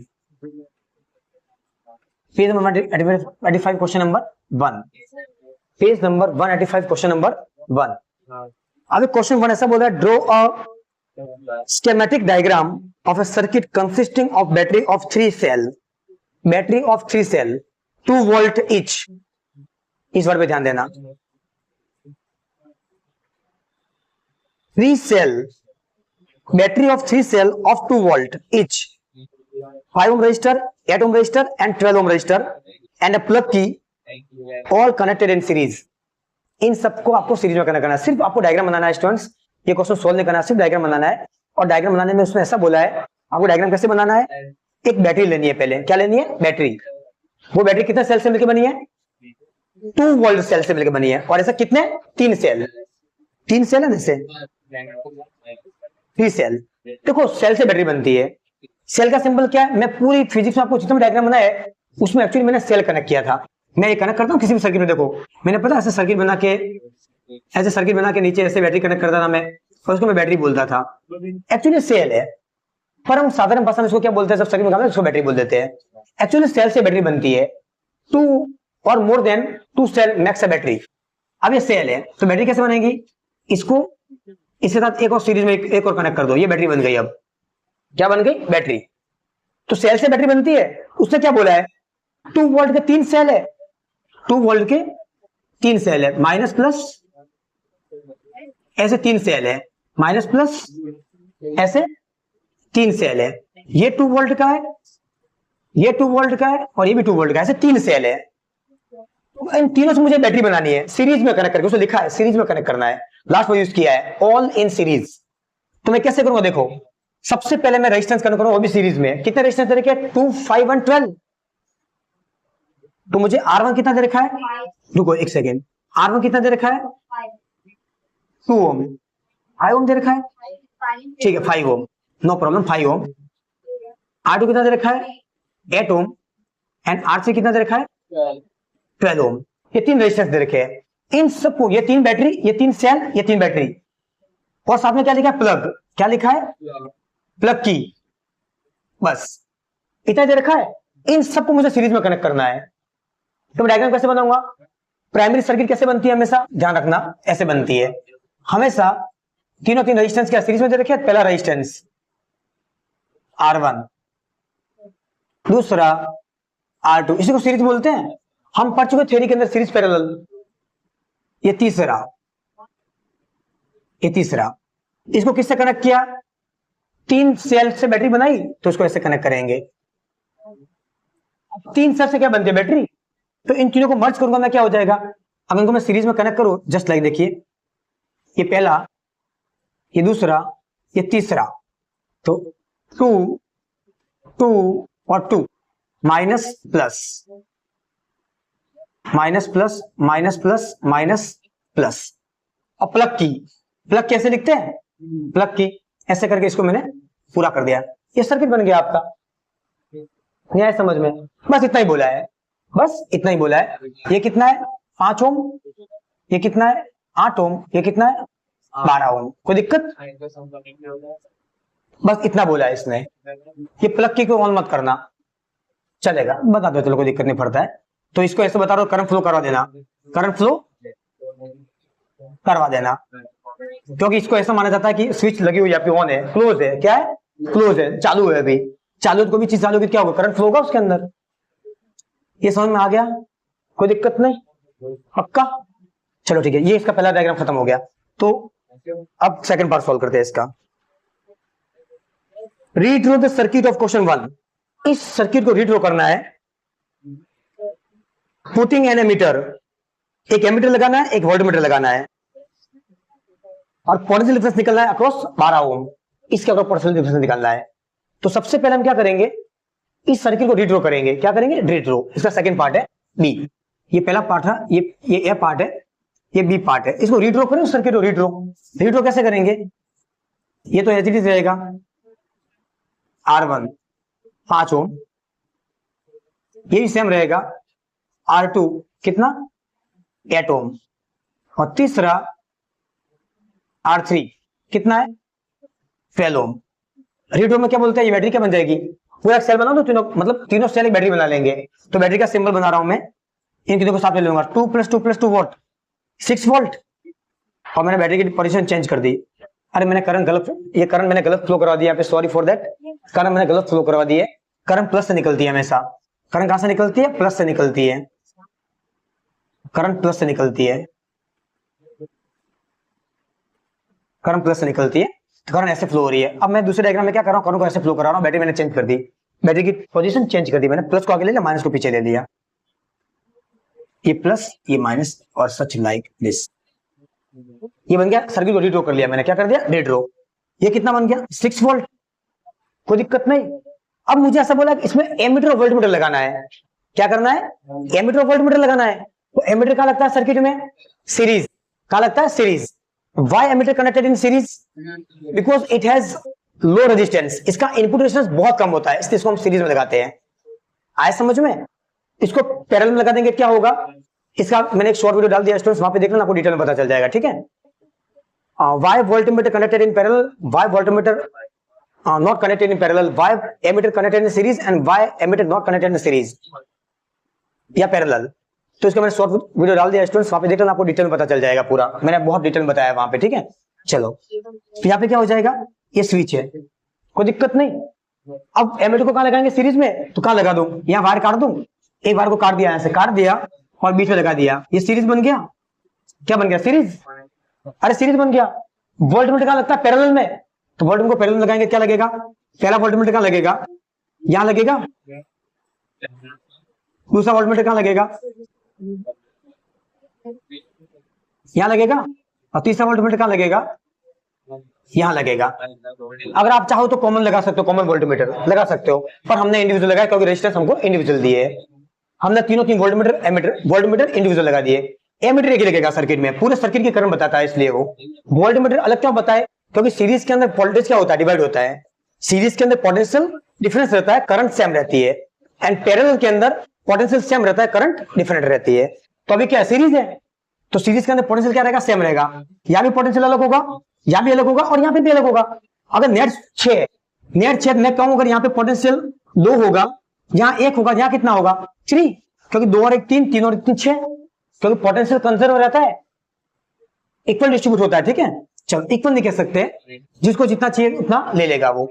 चलो अब इसको सोल्व करते हैं हम। उसने क्या बोला है हमें, 12 वोल्ट के अक्रॉस पोटेंशियल कितना वो निकालो, हाउ मच पोटेंशियल अक्रॉस 12 ओम, 12 ओम के अक्रॉस मुझे क्या निकालना है, पोटेंशियल निकालना है, इसके अक्रॉस मतलब V3 निकालना है मुझे, क्या निकालना है, V3, इसके अक्रॉस निकालना है, 12 ओम के अक्रॉस निकालना है। तो 12 ओम के अक्रॉस मुझे अगर पोटेंशियल निकालना है, तो पोटेंशियल का एक ही फॉर्मूला पूरी फिजिक्स के अंदर, क्या, ओम्स लॉ के हिसाब से, V equal to I R, तो V equal to I into R कितना देगा, 12 के अक्रॉस निकालना है। तो अब मैं कहां फंसा, करंट पे आके फंसा, करंट कैसे निकालूंगा, तो करंट निकालने के लिए मैं किसके पास जाऊंगा, इस पूरे सर्किट का रेजिस्टेंस निकालना पड़ेगा मुझे, क्योंकि V equal to I R से आई क्या बनेगा, V बाई आर, V कितना है 6, रेजिस्टेंस कितना है सीरीज में, 5 + 8 13, 13 और 12 25, समझ में आ गया होगा। अरे कोई दिक्कत नहीं, सीरीज कनेक्शन है, सीरीज के अंदर आर कैसे निकालोगे, R1 + R2 + R3, सीरीज के अंदर सीरीज रेजिस्टेंस ऐड होते हैं स्टूडेंट्स, कितना हो जाएगा 5 + 8 + 12 कितना हो गया 25 ओम, आए समझ में। तो नेट करंट कितनी आ जाएगी 6/25, तो इसको डिवाइड करेंगे कितना आएगा 0.25 एम्पियर, कोई दिक्कत, ये करंट आ गई। अरे पक्का, इस करंट को कहां डाल दूं, यहां डाल दूं, 0.25 × 12, ये आ जाएगा तुम्हारा, ये पॉइंट जाएगा तो 4 से घटा 3 है, 3 वोल्ट, कितना आ जाएगा 3 वोल्ट, कोई दिक्कत। अरे मैंने राइट सोल्व कर दिया, पॉइंट हटा के नीचे 100 कर दिया, 25 100 को काट दिया, 1/4 आ गया, 4 से 12 को काट दिया 3 वोल्ट आ गया, कितना आ गया स्टूडेंट्स 3 वोल्ट। तो 12 ओम के अक्रॉस कितना वोल्ट जाएगा 3 वोल्ट। आपके लिए होमवर्क है स्टूडेंट्स, 8 ओम और 5 ओम के थ्रू मुझे निकाल के बताना, 8 ओम के थ्रू कितना एंड 5 ओम के थ्रू कितना रेजिस्टेंस, कितना पोटेंशियल डिफरेंस ड्रॉप हो रहा है। आपके लिए होमवर्क, आप मुझे निकाल के बताओगे, कमेंट सेक्शन में कमेंट करोगे स्टूडेंट्स। तो मिलते हैं नेक्स्ट वीडियो के साथ, bye bye to all of you, bye students. Okay students, तो अब जो क्वेश्चन लिखा था वो कॉन्सेप्ट क्या है, एमीटर कितनी रीडिंग बताएगा। एमीटर कैसा इंस्ट्रूमेंट है स्टूडेंट्स, करंट को मेजर करने वाला इंस्ट्रूमेंट है, करंट कितनी जा रही है 0.25 एम्पीयर, तो ये जो एमीटर है वो 0.25 एम्पीयर बताएगा। और वोल्ट मीटर क्या बताएगा, 12 ओम के थ्रू 3 वोल्ट बताएगा, कितना बताएगा 3 वोल्ट। अब मैंने आपको होमवर्क क्या दिया है, 5 ओम और 8 ओम के अक्रॉस जो वोल्ट मीटर लगा हुआ V1 V2 वो कितना बताएगा, वो आपको खुद को निकालना है स्टूडेंट्स। तो निकाल दोगे, देखो कैसे निकालोगे, ठीक है, वो आपको निकालना है, ठीक है, आप निकाल के बताओगे। मिलते हैं नेक्स्ट वीडियो के साथ। ओके स्टूडेंट्स, क्लास 10 इलेक्ट्रिसिटी के हमने इंडेक्स क्वेश्चन स्टार्ट किए थे, आज उन्हीं इंडेक्स क्वेश्चन के आगे बढ़ रहे हैं स्टूडेंट्स हम, और पेज नंबर 188 के क्वेश्चन कर रहे हैं, ठीक है। पेज नंबर 188 का क्वेश्चन नंबर 1 कर रहे हैं हम। अभी क्वेश्चन ऐसा बोल रहा है, जज the equivalent resistance when the followings are connected in parallel. आपको जो रेजिस्टेंस दे रखा है उनको आपको पैरेलल में कनेक्ट करना है। तो सबसे पहली बात, मैंने आपको जब सीरीज पैरेलल पढ़ाया था उस टाइम पे पैरेलल की कंडीशन क्या बताई थी, 1/r = 1/r1 + 1/r2 + 1/r3। तो यहाँ पे जो फर्स्ट क्वेश्चन दे रखा है उसका जो फर्स्ट पार्ट है ए पार्ट, उसके अंदर आपको जो रेजिस्टेंस दे रखे हो क्या दे रखे 1 ओम एंड 10⁻6 ओम, या वो दे रखा है, इसको पैरेलल में कनेक्ट करना है। ओके, तो ठीक है, अब देखिए स्टूडेंट्स, इसको अगर पैरेलल में कनेक्ट करना है तो जो ये वाला जो रेजिस्टेंस है ये R1 है, क्या है R1, तो मैं लिख रहा हूं R1 equal to 1 ohm and R2 equal to 10⁻⁶ ohm. कोई दिक्कत नहीं यहां तक। अब मुझे इन दोनों को पैरेलल में कनेक्ट करना है, तो अगर पैरेलल में कनेक्ट करना है तो पैरेलल के लिए सीधा फॉर्मूला क्या है अपने पास, 1/R is equal to 1/R1 plus 1/R2, ये फॉर्मूला है, सीधा अप्लाई कर लेते हैं हम। चलो क्या हो जाएगा, 1/R is equal to 1/R1 is what 1 plus 1/R2 is what 10⁻⁶। कोई दिक्कत यहां तक, कोई दिक्कत नहीं। अब अगर दो टर्म्स दे रही मैं क्या करूंगा, क्रॉस मल्टीप्लाई, तो 1/R मुझे क्या मिलेगा, 10⁻⁶ को 1 से करूंगा, क्या मिलेगा 10⁻⁶, प्लस 1 को 1 से करूंगा क्या हो जाएगा 1 अपॉन 10⁻⁶ को 1 से करूंगा 10⁻⁶। आप चाहो तो सिंपल एलसीएम लेके सॉल्व कीजिए, कोई दिक्कत वाली बात नहीं है, पर अगर दो टर्म्स आ जाए तो क्रॉस मल्टीप्लाई ज्यादा बेटर रहता है। आ गया समझ में। अगर जस्ट लाइक अगर एग्जाम में कहीं दे रखा है 1/2 प्लस 3/4, तो क्रॉस मल्टीप्लाई किसको बोलते हैं, 4 1 जा 4 प्लस 2 1 3 2 जा 6, नीचे 4 2 जा 8, इस तरीके से करता है क्रॉस मल्टीप्लाई। आ गया समझ में। चलो ठीक है, ये मुझे क्या देगा 1/R इज इक्वल टू, अब ये थोड़ा अजीब सा है 10⁻⁶ प्लस 1, इसको कैसे ऐड करोगे, तो ज्यादा दिमाग नहीं खराब करने का, क्लास 7 का कॉन्सेप्ट है। 10⁻⁶ मतलब 1 के आगे कितने जीरो है, 6 जीरो है, 1 के आगे 6 जीरो है, 1 2 3 4 5 6 प्लस 1 अपॉन 1 के आगे 6 जीरो। आ गया समझ में। फाइनली क्या आ जाएगा ये 1/R इज इक्वल टू, इसमें 1 प्लस करूंगा क्या होगा, इस चीज का 1 आ जाएगा, 5 जीरो बचेंगे, 1 2 3 4 5 और 1, कोई दिक्कत नहीं, अपॉन कितना 1 2 3 4 5 6। अब मुझे 1/R नहीं चाहिए, सिर्फ R चाहिए, मैं क्या करूंगा उल्टा करूं, रेसिप्रोकल, क्या करूंगा इसको रेसिप्रोकल, तो क्या आएगा स्टूडेंट से, ये ऊपर जाएगा और नीचे आ जाएगा, 1/R है, तो अगर इसको मैं उल्टा करता हूँ R/1 होगा, ये क्या हो जाएगा पूरा उल्टा हो जाएगा, तो ऊपर 6 जीरो आ जाएंगे, ऊपर 6 जीरो आएंगे और नीचे क्या आ जाएगा, ऊपर वाला नीचे आ जाएगा, 1 2 3 4 5 और 1, कोई दिक्कत। अब इसको डिवाइड करना है, अब डिवाइड करना तो आपको डिवाइड करना नहीं है, इसको कॉमन सेंस है, ये छोटा है बड़ा है, तो बात फैक्ट है कि इसको जब डिवाइड करोगे तो देखो मैं पूरा करके बता देता हूं। आप 3 3 6 डिवाइड कैसे करोगे, इसको करोगे उसको डिवाइड 1 2 3 4 5 1 ऐसे डिवाइड करोगे, ये छोटा है बड़ा है, अरे बिल्कुल सही बात है, ये छोटा है बड़ा है, तो क्या करोगे एक जीरो लगाओगे इसको बड़ा करने के लिए, एक पॉइंट लगेगा, इसको डिस्प्ले करने के लिए जीरो लगाओगे। अब ये कितनी बार जाएगा, 9 टाइम्स जाएगा, कितनी बार जाएगा 9 टाइम्स, क्योंकि 10 करते क्या ज्यादा हो जाएगा, ये 9 टाइम्स जाएगा तो कितना आएगा ये। अब मैं तुमसे क्वेश्चन पूछता हूं, जो भी आएगा यहाँ पे इसको 9 से मल्टीप्लाई करोगे तो करके देख लीजिए, एक स्टेप कर देता हूं मैं, ऐसे जनरली की नहीं जाती है, इसको होगा क्या, ये non terminating non decimal number आएगा, इसका जो रिमाइंडर रिपीट करेगा तो 0.99 आएगा ये, तो उसको राउंड अप करके मैं क्या लिख दूंगा 1, मैं क्या लिख दूंगा यहाँ पे क्या आएगा 0.999 आएगा, तो ये नथिंग बट क्या हो जाएगा 1 के इक्वल हो जाएगा, क्योंकि 999 राउंड अप कर लिया, उसको 1 बन जाएगा। आए समझ में, तो इसका आंसर में डायरेक्ट लिखना पे क्या हो जाएगा 1 ओम, क्या हो जाएगा 1 ओम। कोई दिक्कत, अरे कोई दिक्कत है क्या, इतना रिवर करने जाओगे क्या, 0.9 तक ही छोड़ दो इसको, आगे नहीं करना, 0.9 को क्या लिख सकता हूँ, 1 लिख सकता हूँ, 1 के बहुत करीब है ये, 0.9 गलत नहीं है स्टूडेंट्स आंसर, पर हम क्या करेंगे फिजिक्स में राउंड अप करके लिखेंगे, अगर कहीं पे 1.8 आ जाता है 1.84, अब हम कैसे लिखेंगे उसको, 9 तक चलता था वो, कैसे लिखेंगे इसको 1.9 लिखेंगे इसको, सॉरी अगर 8 6 आ गया तो, आ गया समझ में, 8 6 मतलब 5 से ज्यादा 9 लिख दूंगा मैं, 4 होता क्या लिखता सिर्फ 8, आया समझ में, तो सिमिलरली उसको 1 लिख दिया। ए पार्ट खत्म हो गया इसका। अब मैं अगर बी पार्ट की बात करूं, बी पार्ट की, तो बी पार्ट क्या बोल रहा है,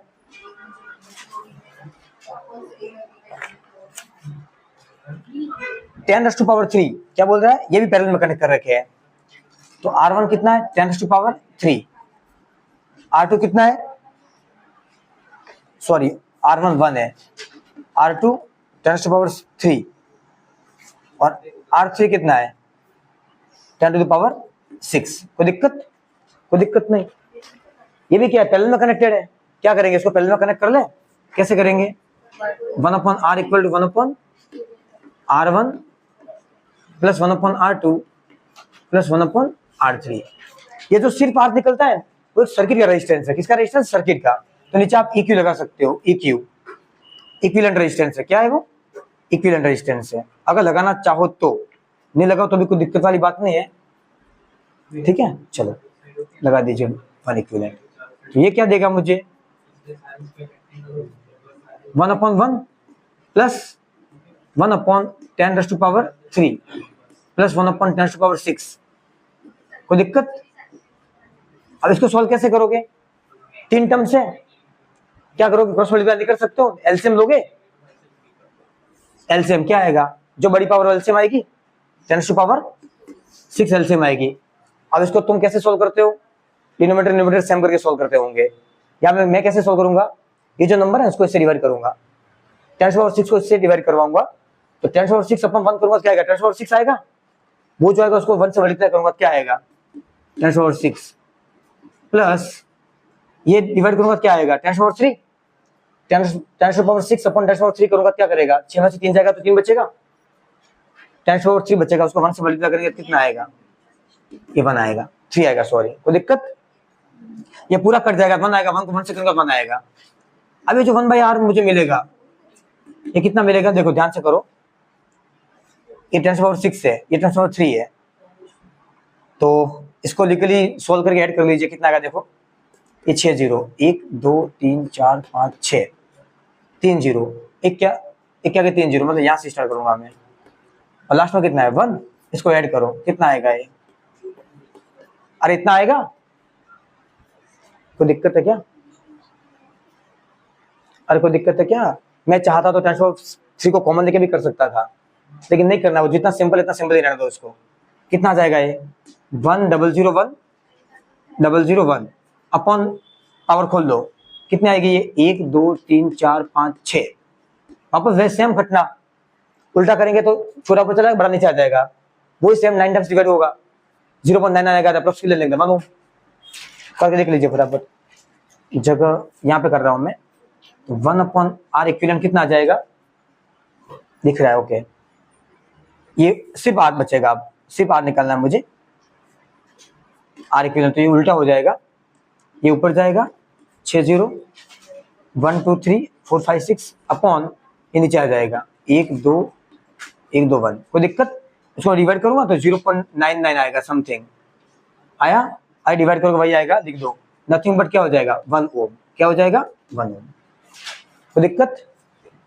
कोई दिक्कत नहीं, यहाँ तक दिख नहीं रहा है कैमरे में, मैं आगे लिख रहा हूँ 1 ओम, 1 ओम आ जाएगा, ठीक है। आए समझ में, कोई दिक्कत नहीं। तो page number 188 question number 1 index, question number 2 करवा रहा हूँ।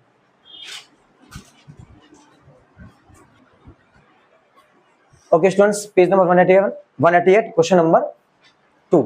अब ये क्वेश्चन ऐसा बोल रहा है स्टूडेंट्स, इस क्वेश्चन के अंदर जो 3 रेजिस्टेंस दे रखे हैं आपको, R1 R2 R3, ये तीनों 3 रेजिस्टेंस पैरेलल में कनेक्टेड है, ओके। और सोर्स कितना लगा है 220 वोल्ट का। तो आपको क्या निकालना है, total equivalent resistance and total current निकालनी है, जो कि उस सर्किट से फ्लो हो रही है। तो इसको अगर मैं डायग्रामेटिकली सर्किट को शो करूं तो कुछ ऐसा दिखेगा सर्किट, देखिए। क्योंकि सबसे पहले इलेक्ट्रिकल किसी भी क्वेश्चन को सॉल्व करना, आप डायग्राम बनाइए, ज्यादा बेटर रहेगा। ये पहला रेजिस्टेंस है, पैरेलल लगाना है स्टूडेंट्स, पैरेलल बोला है इसने, पैरेलल ऐसा लगता है। ये दूसरा रेजिस्टेंस है एंड ये तीसरा रेजिस्टेंस है। कोई दिक्कत यहाँ तक? और यहाँ से एक पैरेलल बैटरी कनेक्ट की है 220 वोल्ट की, कितना वोल्ट की, 220 वोल्ट की बैटरी कनेक्ट की है। ये स्विच है, माइनस प्लस, ये R1 रेजिस्टेंस है, ये R2 रेजिस्टेंस है, ये R3 रेजिस्टेंस है। कोई दिक्कत नहीं यहाँ तक? चलो, अब जैसे मैं स्विच ऑन करूंगा, जैसे स्विच ऑन करूंगा क्या होगा, करंट फ्लो होगी इसके अंदर, एक करंट फ्लो होगी। वो करंट यहाँ पे जाके क्या करेगी, 3 रास्ते बनाएगी, नंबर 1 नंबर 2 नंबर 3। यहाँ से जाने वाली करंट को मैं, यहाँ से जाने वाली करंट को मैं I1 बोल देता हूँ, यहाँ से जाने वाली करंट को मैं I2 बोल देता हूँ, और यहाँ से जाने वाली करंट को मैं I3 बोल देता हूँ। कोई दिक्कत नहीं, 3 रास्ते मिले करंट को। अब उसने क्या पूछा है हमें, ईच रेजिस्टेंस से जाने वाली current, total current and circuit का टोटल रेजिस्टेंस पूछा है हमको उसने। आए समझ में? इतना ही पूछा है ना कि कुछ और पूछा है? इतना ही पूछा है। चलो ठीक है, तो सबसे पहले हमें क्या निकालनी है? Total current, sorry total resistance निकाल देते हैं पहले, उसने बोला वही निकालते हैं हम, टोटल रेजिस्टेंस निकालते हैं। तो टोटल रेजिस्टेंस निकालना है मुझे। रेजिस्टेंस कैसे कनेक्टेड है? पैरेलल। तो पैरेलल, जब भी कोई रेजिस्टेंस पैरेलल कनेक्ट होता है, हम कौन सा फॉर्मूला लगाएंगे? 1/, ये इसका ए पार्ट सॉल्व कर रहा हूं मैं, ये अंदर का ए पार्ट एबीसी, बट मैं उसको ए मान रहा हूं पहले पार्ट को। तो 1/r is equal to 1/r1 plus 1/r2 plus 1/r3, ये मैंने फॉर्मूला लगा दिया स्टूडेंट्स। अब क्या होगा? वैल्यू डाल दीजिए सब। R1 is what? 100, 1/r2 is what? 50 plus 1/r3, ये भी 50 है, 500 है। ओके हाँ सॉरी, 500, कोई दिक्कत नहीं। चलो एलसीएम क्या आएगा? 500। अरे 500 है, जो बड़ा नंबर वही एलसीएम आ जाएगा, इससे डिवाइड होगा ये 50 के टेबल में आएगा, हाँ 10 बार जाएगा ये भी आएगा। ओके 500 एलसीएम आएगा। अब ये एलसीएम एससीएम कुछ नहीं निकालना आता हो तो बहुत इजी है, 150 और 500 का एलसीएम छोटी क्लास में निकालते जैसे निकाल देना आप, ठीक है। या मैं ट्रिक देता हूँ, हमेशा जो बड़ा नंबर होता है एलसीएम होता है। हाँ पर शर्त ये ध्यान रखना, ये दोनों नंबर से उसको डिवाइड करना चाहिए, आए समझ में। अगर फिर दिमाग नहीं चले तो काम करना, इस 500 को 50 से मल्टीप्लाई करना, 50 को 100 से मल्टीप्लाई कर लेना, तो एलसीएम मिल जाएगा आपको, ठीक है। चलो अब यहाँ पहुंचने के बाद क्या करेंगे? इस 500 को डिवाइड करेंगे 100 से, कितना आएगा? 5 बार जाएगा। 500/100 कितना? 5 टाइम्स, जो आता है उसको न्यूमरेटर से मल्टीप्लाई करो 5, प्लस इसको इससे डिवाइड करो, कितना आएगा? 10 को 1 से मल्टीप्लाई करो 10, ये पूरा कट गया, कितना? 1। तो यहां से मुझे 1/r मुझे कितना मिला? 16/500। अब मुझे 1/r नहीं चाहिए, मुझे r चाहिए। क्या करूंगा? रेसिप्रोकल। क्या करूंगा? रेसिप्रोकल। तो रेसिप्रोकल हो जाएगा, क्या हो जाएगा ये? 500/16। इसको मैं डिवाइड करूंगा तो 16 को 50 से डिवाइड करो, कितना आएगा? 16 3 48, 16 3 48, 2 रिमाइंडर बचेगा, आगे 0 है, 16 1 16, 4 बचेगा, 1 पॉइंट लगाऊं, 16 2 32, 8 बचेगा, 16 5 80, कितना आएगा? 31.25। अब मैं कैसे डिवाइड किया? डिवाइड कर लोगे? देखो ऐसे डिवाइड किया, देख लो,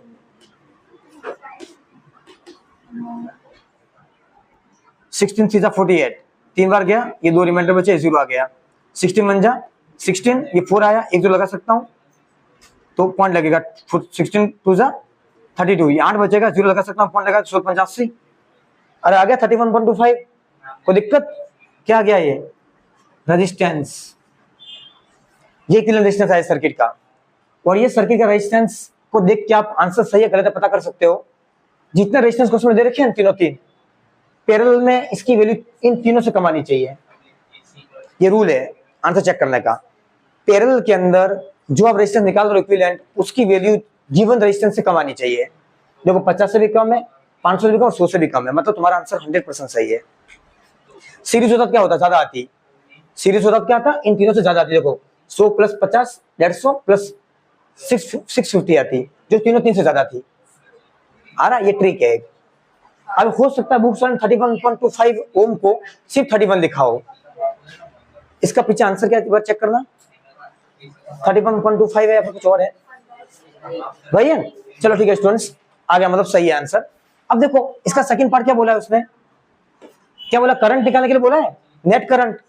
तो करंट के लिए हम किसके बताएंगे? Ohm's law. करंट के दो फॉर्मूले हैं, I equal to Q by T और I equal to V by R. I equal to Q by T and I equal to V by R. तो हम यहाँ पे कौन सा यूज करेंगे? Q बाई टी यूज नहीं करेंगे स्टूडेंट्स, क्यों? क्योंकि चार्ज नहीं दे रखा है मुझे, तो हम कौन सा यूज करेंगे? V by R. तो ओम्स लॉ से we know that V equal to I R. तो यहां से I निकालोगे, R कहाँ आएगा स्टूडेंट्स? नीचे, कोई दिक्कत नहीं। अब V कितना दे रखा है? 220 वोल्ट। V कितना दे रखा है? 220 वोल्ट। रेजिस्टेंस कितना आया? 31.215, दैट इज करंट। कोई दिक्कत यहां तक? कोई दिक्कत नहीं। चलो इसको डिवाइड करो, कैसे करोगे? ये पॉइंट है, ये पॉइंट हटेगा तो ऊपर कितने जीरो आएंगे? 2 जीरो। अरे ऊपर कितने जीरो आएंगे? 2 जीरो। कोई दिक्कत नहीं। अब ये किससे कटेगा? 5 से कटेगा। ये कितनी बार डिवाइड होगा? 4 3 12, 5 15, 6 3 18, 7 3 21। ये अप्रोक्स 21 टाइम्स जाएगा, ये 7 टाइम्स जाएगा। तो हम इसको काट देते हैं, या फिर इसका आंसर डायरेक्ट पीछे दे रखा है कुछ। चलो ठीक है, एक काम करो, इसको 5 से काटो। चलो छोड़ो, कोई ज्यादा दिमाग मत लगाओ। ये 5 से कटेगा 7 पॉइंट, चलो मैं 7.04 इसका आंसर लिख देता हूं। बार 7.04 एम्पियर टाइम बचाने के लिए स्टूडेंट्स, टाइम बचाने के लिए लिख रहा हूं। आप कैसे लाओगे? इसको रफ में काटो, देखो मैं करके बता देता आपको। इसको 5 से काटो, कितना आएगा? 5 6 30, 1 2 5, 5 2 10, 5 से ये आ गया। ये 5 से काटोगे 5 4 20, 2 बचेगा 5 4 20, 2 बचेगा 0 आएगा, 5 4 20 ये आएगा। आए समझ में? और 5 से कटेगा 125, आवाज नहीं। ये कटेगा 5 8 40, 5 8 40। और 5 से कटेगा 25, कितने का? 5 1 5, 3 बचेगा 8, 5 7 35, 3 बचेगा 5 6 दिस। इसको ऐसे डिवाइड करो, ये 25 था। तो हाँ 25 7 176 ऐसे आ गया। देखो 25 7 175 आ गया 7। एक रिमाइंडर बचेगा, पॉइंट लगाओगे तो आ गया। ठीक है स्टूडेंट्स, तो आपको मैंने आंसर लिख दिया। आप एग्जाम में पूरा डिवाइड करके करना, ठीक है? मैं आपको समझा दिया कैसे करना है। चलो ये इसका सेकंड पार्ट हो गया। अब उसने क्या बोला स्टूडेंट्स? हर एक रजिस्टेंस से जाने वाली इंडिविजुअल करंट निकालनी है। इंडिविजुअल करंट पूछिए उसने, तो नेट करंट कितनी आई? इतनी आई। तो ये तीनों मिलके क्या बनाएगी? इतनी बनाएगी। इन तीनों का सम क्या होगा? इसके बराबर होगा। अरे पक्का, क्योंकि पैरेलल के अंदर क्या होता है? करंट डिवाइड होती है, सही है। और सीरीज के अंदर कौन डिवाइड होता है? पोटेंशियल। तो इन तीनों का सम क्या होगा? करंट के इक्वल होगा। अब 31.25 को तीनों क्या है? आपस में बांट रही है। हो सकता है यहाँ 20 जा रही हो, यहाँ 5 जा रही हो, तो जो 6 बची यहाँ से जा रही होगी। तीनों का सम 31 आना चाहिए। तो तीनों इंडिविजुअल करंट मुझे निकालनी है। कैसे निकालूंगा? तो देखिए मैं पहले I1 निकाल रहा हूं। तो I1 का फॉर्मूला क्या बन जाएगा? देखो ये V इक्वल टू, ये I इक्वल टू क्या है? V by R। तो I1 क्या हो जाएगा? पैरेलल में V सेम रहता है, पैरेलल में पोटेंशियल डिफरेंस सेम रहता है, उसको नहीं छेड़ूंगा मैं। रेजिस्टेंस किस रेजिस्टेंस निकालनी है? R2 से। तो नीचे क्या आएगा? R2। कोई दिक्कत? एक हम सीक्वेंस चेंज कर दो, ये R1 है, इसको I1 दे दो, कोई कंफ्यूजन नहीं बचेगा। इसको R2 है तो इसको R2 दे दो, इसको I3 कर दो। ओके ऐसा कर दो। तो मैं I1 निकाल रहा हूं, क्या हो जाएगा? V by R1। कोई दिक्कत? अरे कोई दिक्कत है क्या? कोई दिक्कत नहीं। चलो अब हम I1 कैसे निकालेंगे? I1 का I1 वोल्टेज कितना है? 220 अपॉन रेजिस्टेंस R1 कितना है? 100 ओम। इसको डिवाइड करो, ये 0 से 0 कट गया, कितना आ गया? 2.2 एम्पियर। कोई दिक्कत? अरे ये तो सॉरी रेजिस्टेंस है। हाँ ये तीनों करंट मिलके 7.04 एम्पियर आएगी। सॉरी मैं थोड़ा उल्टा बोल गया स्टूडेंट्स, ये रेजिस्टेंस है, ये तीनों मिलके आई करंट बनाएगी। इसके अंदर 2 एम्पियर जा रही है, इसके अंदर 3 एम्पियर जा रही है, 5 हो गई, तो बची कितनी? 2 एम्पियर, 2 इसमें जाएगी। एक्चुअली करंट डिवाइड होती है पैरेलल के अंदर। मैं रेजिस्टेंस के बारे में बोल गया था, ये करंट नहीं है, रेजिस्टेंस है, करंट ये है। तो I1 I2 I3 मिलके क्या बनाएगी? 7.04 एम्पियर बनाएगी। तो I1 कितनी आ गई? 2.2 एम्पियर। बातें नहीं। सिमिलरली मैं क्या निकालूंगा? I2 कितना आ जाएगा? V bye R2। V कितना? 220, R2 कितना? 50 ओम। ये कट गया, तो I2 कितनी आ जाएगी? यहाँ से 5 4 20, 5 4 20, 2 रिमाइंडर, 1 पॉइंट लगाऊंगा, 5 4 20, 4.4 एम्पियर। कोई दिक्कत? कोई दिक्कत नहीं। सिमिलरली अगर मैं I3 की बात करूं, I3 अब कॉमन सेंस है, ये 4.4 2.2 कितना हो गया? 4.6। तो 7.04 में से 4.6 माइनस कर दो, वही I3 आएगी। पक्का? तो करंट क्या करेगी? इक्वल डिवाइड होती है तीनों में, इक्वल डिवाइड नहीं कर सकते, लोड के हिसाब से डिवाइड होगी, पर उसका नेट करंट क्या होगी? यहाँ से जो करंट निकलेगी क्या निकलेगी? I निकलेगी। I जा रही है तो I निकलेगी, या 5 एम्पियर या 5 एम्पियर निकलेगी। आए समझ में? सब कुछ थ्योरम पढ़ाया है मैंने। I3 क्या हो जाएगी? V bye R3। V कितना है? 220, R3 कितना है? 500। ये 0 से 0 कट गया, ये मुझे कितना देगा, 22 छोटा है 50 बड़ा है, तो मैं 1 0 लगाऊंगा, पॉइंट कितने बार जाएगा ये, 4 बार, इन शॉर्ट 220 है। एक काम देखो कर लीजिए, ये 0 से 0 कट गया, तो यहाँ डिवाइड कर लीजिए, दिख रहा है, हाँ 22 को 50 से डिवाइड कीजिए, ये 0 लगेगा, ये पॉइंट लगेगा, ये कितनी बार जाएगा, 5 4 20 200 टाइम्स, कोई दिक्कत, ये बचेगा ये 0, ये आप एक पॉइंट लगा सकता हूँ, ये 0.44 क्या गया स्टूडेंट्स, 0.44 एम्पियर, ये I3 आ गई आपकी, तीनों तीन करंट निकल गई। मतलब देखिए स्टूडेंट्स R1 से कितनी करंट जा रही है, 2.2 एम्पियर, R2 से कितनी जा रही है, 4.4 एम्पियर, एंड R3 से कितनी जा रही है, 0.44 एम्पियर। कोई दिक्कत, मैं तुम्हें एक इंटरेस्टिंग फैक्ट बताऊं, यहाँ पे इंटरेस्टिंग फैक्ट ऐसा है, हमने ओम्स में क्या पढ़ा था, रेजिस्टेंस क्या करता है, oppose to the flow of current करता है, तो जितना ज्यादा उतनी कम, जितना ज्यादा रेजिस्टेंस होगा उतनी कम करंट जाएगी उसके अंदर से। तो देखो यहाँ पे जिसका रेजिस्टेंस 100 ओम है और जिसका रेजिस्टेंस 50 ओम है, 50 ओम से सबसे ज्यादा करंट जाएगी, देखना सबसे कम है 50 ओम, तो 50 ओम कहाँ गया, R2 ये रहा, तो देखो 4.4 एम्पीयर करंट जा रही है, ज्यादा करंट जा रही है, वहां पे रेजिस्टेंस कम है, ज्यादा करंट जा रही है, और जहाँ रेजिस्टेंस बहुत ज्यादा है बस सबसे कम करंट जा रही है, देखिए 0.44 एम्पीयर। तो हमारी जो थ्योरी पड़ी वो भी सही प्रूव हो गई।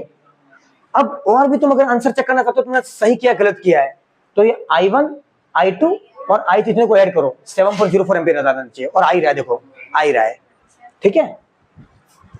तो हमारा क्या हो गया, page number 198 question number 2।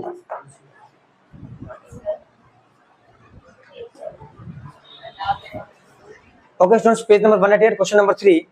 Question number 3 क्या बोल रहा है, What are the advantages of connecting electrical devices in parallel with the battery instead of connecting them in series?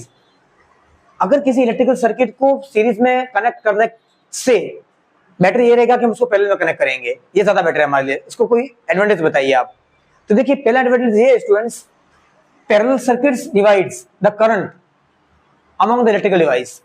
पहला हमने जो केस पढ़ा था थ्योरी के अंदर, ये पढ़ा था स्टूडेंट्स की पैरेलल के अंदर करंट क्या होती है, हमेशा डिवाइड होती है, पैरेलल के अंदर करंट डिवाइड होती है, इसलिए किसी भी सर्किट को जितनी करंट चाहिए उतनी वो ले लेगा। जस्ट लाइक अगर मैं स्टूडेंट्स एग्जांपल दूं, बातें नहीं, मैं एग्जांपल दूं, अगर मेरा यहाँ पे लगा है लैंप, यहाँ पे लगा है हीटर, इस तरीके से स्टूडेंट्स, और इसको मैं पैरेलल में कनेक्ट किया है, तो देखिए पैरेलल में कनेक्ट करने का फायदा क्या है स्टूडेंट्स, ये लैंप है, पहला फायदा बता रहा हूं मैं, पहला लैंप है, ये लैंप है और ये हीटर है। तो यहाँ से जब मैं स्विच को ऑन करूंगा स्टूडेंट्स, स्विच को ऑन करूंगा, यहाँ से करंट फ्लो होगी और करंट यहाँ से निकल के घूमेगी। अब आधी करंट, एक करंट यहाँ पे जाएगी, एक करंट यहाँ पे जाएगी, इसको मैं I1 करंट बोलता हूँ, इसको मैं I2 करंट बोलता हूँ। अब होगा क्या स्टूडेंट्स पैरेलल सर्किट के अंदर, अगर मेरा लैंप 1000 वोल्ट का है और मेरा नीचे वाला जो हीटर है वो 650 वोल्ट का है, तो 1000 वोल्ट और 650 वोल्ट दोनों करंट डिफरेंट है, तो दोनों की करंट भी क्या जाएगी, डिफरेंट जाएगी स्टूडेंट्स। तो 1000 वोल्ट के अलॉन्ग जो करंट जाएगी वो उसके हिसाब से चली जाएगी पैरेलल कनेक्शन है। इसलिए अगर मैं कहता हूं कि 1000 वोल्ट के अलॉन्ग जो करंट जानी चाहिए वो 2 एम्पीयर जानी चाहिए, और जो हीटर है मेरा कमजोर है थोड़ा, 650 वोल्ट का है, तो उसके अलॉन्ग क्या जाएगी, थोड़ी कम करंट जाएगी। तो यहां से 2 एम्पीयर जा रही है, यहां से 1 एम्पीयर जा रही है, तो इसको 2 एम्पीयर मिल जाएगी, इसको 1 एम्पीयर मिल जाएगी जब मैं पैरेलल में कनेक्ट करूं। तो अगर मैं इसको स्टूडेंट सीरीज में कनेक्ट करूं तो दिक्कत क्या होगी, देखिए अगर मैं इसको सीरीज में कनेक्ट कर दूं, ये मेरा लैंप है और ये मेरा हीटर है, इसको अगर मैंने सीरीज में कनेक्ट कर दिया, ये लैंप ये हीटर, तो सबसे बड़ी दिक्कत क्या होगी पता है स्टूडेंट्स, सबसे बड़ी दिक्कत क्या होगी, ये बैटरी है माइनस प्लस, जैसे मैं स्विच ऑन करूंगा यहां से करंट जाएगी। अब सीरीज के अंदर क्या होगा, करंट सेम रहेगी एवरीवेयर, तो जितनी करंट अगर मैं कहता हूं लैंप में से जाएगी, तो लैंप में से कितनी करंट जा रही है, 1 एम्पीयर, तो हीटर में से अगर 1 एम्पीयर करंट जाएगी, हीटर क्या होगा, जल सकता है, या जितनी हीटिंग देनी चाहिए उतनी देगा वो, क्योंकि सीरीज के अंदर करंट सेम रहती है। तो पहला लोड जो लगा है वही करंट देगा वो। तो पहला अगर टोटल करंट कितनी जा रही है, 3 एम्पीयर, 2 इसमें 1 एम्पीयर 3, तो पूरी सर्किट से 3 एम्पीयर की करंट जाएगी। तो लैंप पे कितनी जानी चाहिए, 1 एम्पीयर, जहां कितनी 3 एम्पीयर, लैंप क्या करेगा, फ्यूज हो जाएगा। तो ये सबसे बड़ा बैड इफेक्ट है। आ गया समझ में, कोई दिक्कत नहीं, अरे कोई दिक्कत नहीं, इसलिए पैरेलल में कनेक्ट करते हैं ताकि हम क्या करेगा, हमारे घर में पैरेलल में कनेक्ट करने से हमारे घर की जो वायरिंग है वो पैरेलल में कर रखी है, पूरे घर की वायरिंग पैरेलल में कनेक्ट कर रखी है। तो एग्जाम में क्वेश्चन आता है what is the combination of our house wiring, हमारे घर के अंदर जो वायरिंग का कॉम्बिनेशन होता है वो किस टाइप का होता है, तो पैरेलल होता है स्टूडेंट्स। कैसा होता है, पैरेलल, ये बात आपको याद रखनी है। जैसे कि आपके घर में आप स्विच से पंखा चालू करोगे, पंखा चालू होगा, टीवी चालू करोगे, टीवी चालू होगा, टीवी बंद करोगे तो पंखा बंद नहीं होगा। अरे होगा नहीं होगा? सीरीज होता क्या करता, टीवी बंद करते पंखा बंद हो जाता, क्योंकि सीरीज में है। तो ये दूसरा बैड इफेक्ट है, देखो लिखा है इसमें, if one of the devices in parallel combination fuse और फेल्स। अगर सीरीज के अंदर मैंने कोई कनेक्शन कर रखा है, जस्ट लाइक देखिए इसी केस को समझो आप, ये लैंप है, अगर यहां से फ्यूज हुआ, ये कटा, तो हीटर भी क्या हो जाएगा, बंद हो जाएगा, आगे के सारे सिस्टम बंद, आगे के सारे सिस्टम बंद। इस हमारे घर की वायरिंग हम किसमें करते हैं, पैरेलल में करते हैं, ताकि देखो पैरेलल में फायदा क्या होगा, अगर वायर काट भी दिया, अगर चूहे ने वायर काट भी दिया तो सिर्फ लैंप बंद होगा। क्यों? करंट यहाँ से जाके करंट ऐसे फ्लो के ऐसे करके ऐसे आ जाएगी, करंट यहाँ से जाएगी ऐसे करके आ जाएगी, इसका पाथ पूरा कर लेगी, तो हीटर चलेगा, भले लैंप बंद हो गया। आ रहा समझ में, कोई दिक्कत नहीं। तो भले 10 एम्प्लाइज लगाओ, 20 लगाओ, 30 लगाओ, लेकिन पैरेलल में है, कभी नुकसान नहीं होगा। अगर एक घर के 4 कमरे हैं, 4 कमरों के अंदर हर एक कमरे में 3-3 पंखे लगे, किसी कमरे में 2 एसी लगे हैं, तो अगर किसी ये पूरा सीरीज में होता तो किसी एक कमरे में अगर किसी चूहे ने वायर काटा होता तो पूरे घर की लाइट बंद हो जाती। लेकिन पैरेलल का फायदा क्या हुआ, उस एक कमरे में अगर चूहे ने वायर काटा है तो हो सकता है जिसका वायर काटा वही अप्लायंसेस बंद होगा, पंखे का काटा सिर्फ पंखा बंद होगा, बाकी उसी कमरे की टीवी, ट्यूबलाइट, ऐसी सब कुछ प्रॉपर चलेंगे। आ गया समझ में, कोई दिक्कत नहीं। तो ये 2 एडवांटेज थे पैरेलल और सीरीज वायरिंग के, कि हमारे जो वायरिंग होती है हमेशा पैरेलल में क्यों की जाती है। ठीक है, तो next question,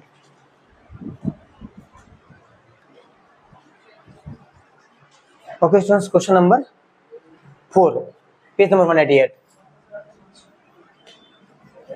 page 188, question number 4। ये क्वेश्चन पेपर में आ सकता है, सीबीएसई में इसे क्वेश्चन आ सकते हैं।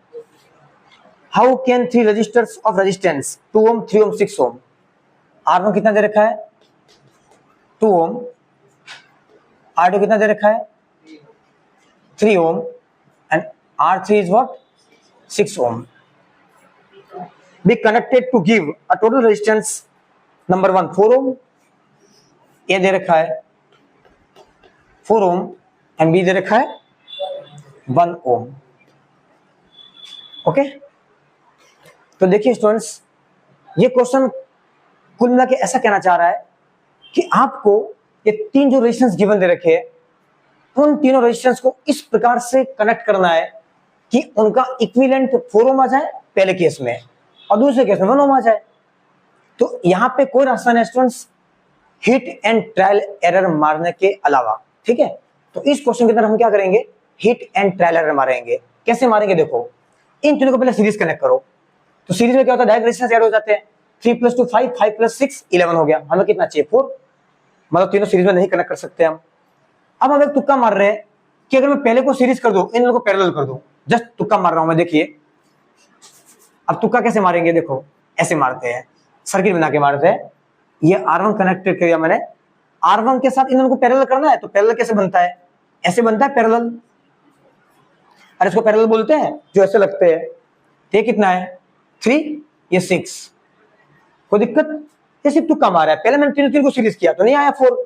अब मैंने क्या किया, पहले को दूसरे दोनों के साथ सीरीज करवाया, दूसरे दोनों को पैरेलल रखा मैं, देखते हैं क्या होता है। चलो अब सीरीज है, ये कितना है 2 ओम, कनेक्ट कीजिए 2 ओम, यही कनेक्ट कर दो चलेगा 2 ओम, ये 3 और 6। अब देखो ये 2 का 2 रहेगा, ये 2 का 2 रहेगा।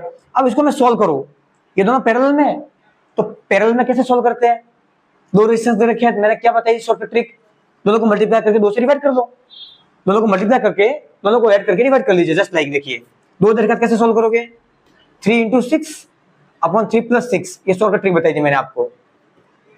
जब भी 2 रेजिस्टेंस पैरेलल में हो तो उनका इक्विवेलेंट रेजिस्टेंस कैसे निकालते हैं, 3 × 6 अपॉन 3 + 6 को डायरेक्ट आंसर आ जाएगा आपका। कितना आया 6 × 3 = 18, 6 + 3 9, 9 से 2 कट गया, कितना गया 2। अब ये दोनों मिला के कितने हो गए स्टूडेंट्स 2, ये 2 पहले से था, अब दोनों सीरीज में है तो दोनों क्या हो गया, राइट हो जाएंगे। कितना हो गया 2 + 2 कितना आ गया 4 ओम, मतलब हमारा पहला कॉम्बिनेशन बिल्कुल सही निकला। अरे सही हो गया बिल्कुल, मतलब आंसर क्या लिखोगे 2 series with 3 and 6 ohm, and at that time 3 and 6 will be what in parallel। वैसे बताने की जरूरत नहीं, डायग्राम बना दिया तो वो समझ जाएगा। आपने 3 और 6 को पैरेलल करके दूसरे साथ सीरीज करवा दिया है, न्याय समझ में। अरे आ गया। तो ऐसे क्वेश्चन प्लीज स्टूडेंट, मैं आपको बोल रहा हूँ, आपको हिट एंड ट्रायल मारना ही पड़ेगा, कोई रास्ता नहीं है, कोई ऐसी ट्रिक भी नहीं जो आपको बता पाए डायरेक्ट। ठीक है, चलो इसका सेकंड पार्ट करते हैं। बी निकाल, 1 ओम लाना है। अब 1 ओम कब आएगा? तीनों 3 को सीरीज करवा दिया, नहीं आया, कितना आ गया? 3 2 6 और 6 12 आ गया, सॉरी 3 2 5 5 और 6 11 आ गया। पहले में इसको सीरीज रखा, दोनों को पैरेलल किया तो कितना आ गया? 4 आ गया। अभी तुक्का मारू, तीनों 3 को पैरेलल कर दो, करके देखते हैं। चलो बी केस के लिए क्या करेंगे? तीनों 3 को क्या करेंगे हम? पैरेलल करेंगे। R1 plus R2 plus R3 क्या हो जाएगा? 1/2 प्लस 1/3 प्लस 1/6। एलसीएम क्या आएगा? 6 एलसीएम आएगा। 6 को 2 से डिवाइड करो 3 आएगा, 3 को 1 से मल्टीप्लाई करो 3 आ गया। ये 6 को 3 से डिवाइड करो 2 आएगा, 2 को 1 से मल्टीप्लाई करो 2 × 2, 6 से 6 कट गया 1, 1 को 1 से गया 1 आ गया। 1/r, 1/r कितना आएगा स्टूडेंट्स? 3 2 5, 5 और 1 6, 6/6 कट के कितना आ गया? 1। अरे 1 आया, 1 ओम। अब इसको उल्टा करो तो उल्टा भी क्या आएगा? 1 ओम ही आएगा। देखो आ गया 1 ओम, मतलब हमारा तुक्का सही निकला। तुक्का नहीं कह सकते हैं, गलत है बोलना, हमने ट्राई मारा उसके ऊपर। पहले क्या किया था? पहले को सीरीज किया, दोनों को पैरेलल किया, पहले तीनों को सीरीज किया तो मुझे क्या मिला? 11 ओम मिला। देखो R1 plus R2 plus R3 series, मतलब तीनों को डायरेक्ट ऐड कर दिया मैंने। 3 और 2 5, 5 और 6 11 आ गया। 11 कहीं नहीं आ रहा है, 11 कहीं नहीं आ रहा है। ठीक है, मुझे 4 लाना था, मैंने क्या कर दिया? इन दोनों को पैरेलल करवाया, उसको सीरीज करवाया, तो मेरा करते क्या आ गया? 4 ओम आ गया। अब दूसरे केस में मुझे क्या लाना था? 1 ओम लाना था, तो सीरीज कर चुका हूं मैं, पहले को दूसरे के साथ सीरीज करवा चुका हूं, वो 2 केस तो भूल जाओ। तो नया के अप्लाई किया, मैंने क्या कर दिया? मैंने क्या किया? तीनों को पैरेलल कर दिया, जस्ट पहले तुक्का वही मार दिया, तीनों को पैरेलल कर दिया। तो पैरेलल करते क्या हुआ? आंसर आ गया। नहीं आता मैं क्या करता? एक और रह गया था हमारा, कौन सा? इसको इसके साथ सीरीज करवाता, इन दोनों को पैरेलल करके इसको सीरीज करवाता, वही केस बच गया था, वो कर लेता। आंसर तो कहीं नहीं जाने वाला था, आंसर तो आना ही था। अरे सही बात है। चलो ठीक है, page number 188, question number 4।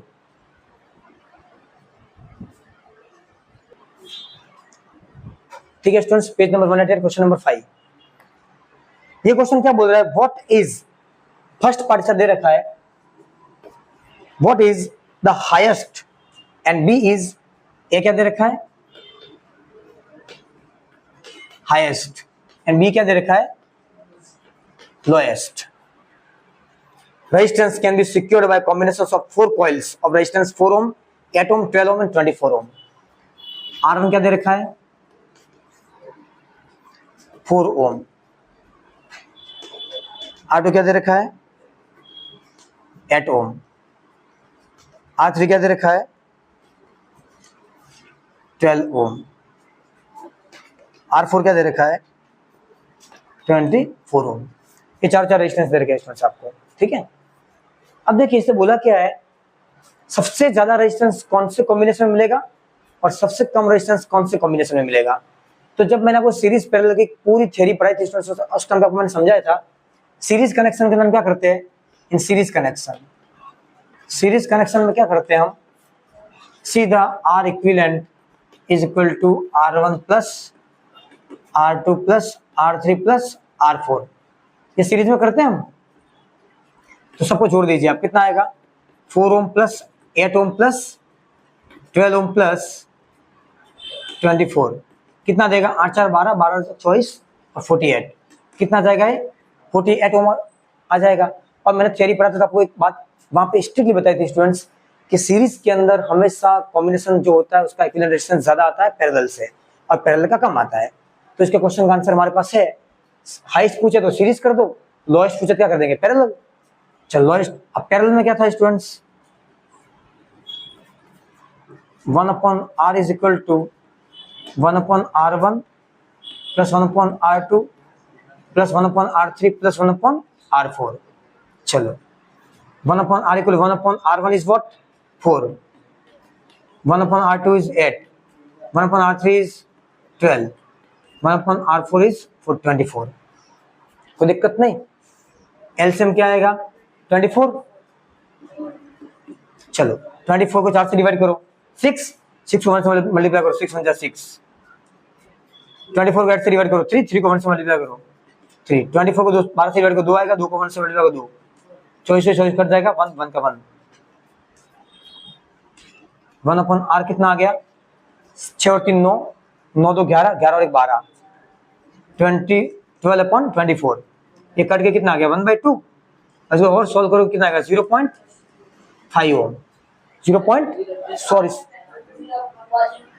Sorry उल्टा कर दो इसको, सॉरी। ये 1 बाय आ रहा है, मुझे क्या चाहिए, सिर्फ 5 छेद क्या होगा 2/1, रेसिप्रोकल हो जाएगा 2 ओम। देखिए स्टूडेंट्स, स्मॉलेस्ट आ गया। तो सीरीज के अंदर क्या होता है, हाईएस्ट आता है, पैरेलल के अंदर स्मॉलेस्ट आता है। तो एक कॉन्सेप्ट भी आपको याद रखना पड़ेगा, सीरीज कॉम्बिनेशन के अंदर हमेशा रेजिस्टेंस क्या आता है, कम आता है, एंड पैरेलल के अंदर क्या आता है स्टूडेंट्स, बहुत ज्यादा आता है। ठीक है, सॉरी पैरेलल में बहुत कम आता है, सीरीज में बहुत ज्यादा आता है। ठीक है, page number 188, question number 5। Okay students, page number 90, index question electricity, page number question number 1, page number 190। अब क्वेश्चन ऐसा बोल रहा है, why does the cord of an electric heater not glow while the heating element does. सबसे पहले तो cord का मतलब क्या होता है, CORD कॉर्ड। एक्चुअली वो अपनी सर्कल वाली कॉर्ड नहीं है, वो CHORD होता है, सर्कल की कॉर्ड। ये सिर्फ CORD है कॉर्ड। यहाँ से कॉर्ड का मतलब है स्ट्रिंग, रस्सी की बात कर रहा है। तो ऐसा बोल रहा है स्टूडेंट्स की रस्सी के पास हीटिंग एलिमेंट होते हुए भी why does the cord of an electric heater not glow.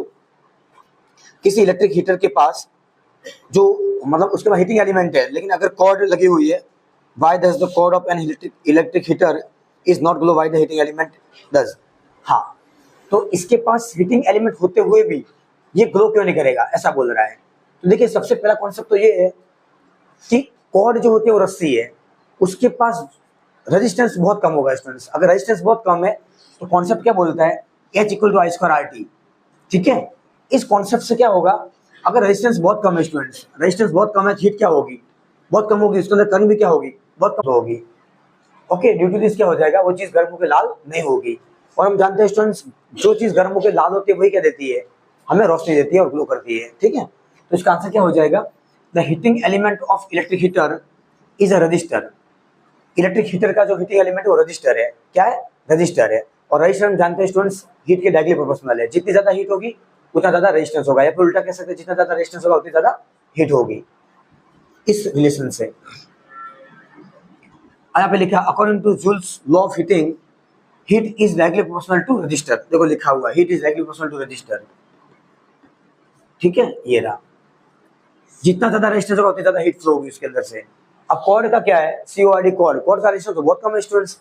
अगर कॉर्ड का रेजिस्टेंस बहुत कम है तो उसमें फ्लो होने वाली हीट भी क्या होगी, बहुत कम हो जाएगी। अगर हीट बहुत कम फ्लो होगी तो क्या हो जाएगा, ग्लो भी नहीं करेगा स्टूडेंट्स वो, और लाल भी नहीं होगा। देखो तो लिखा हुआ है, resistance of heating element is very high.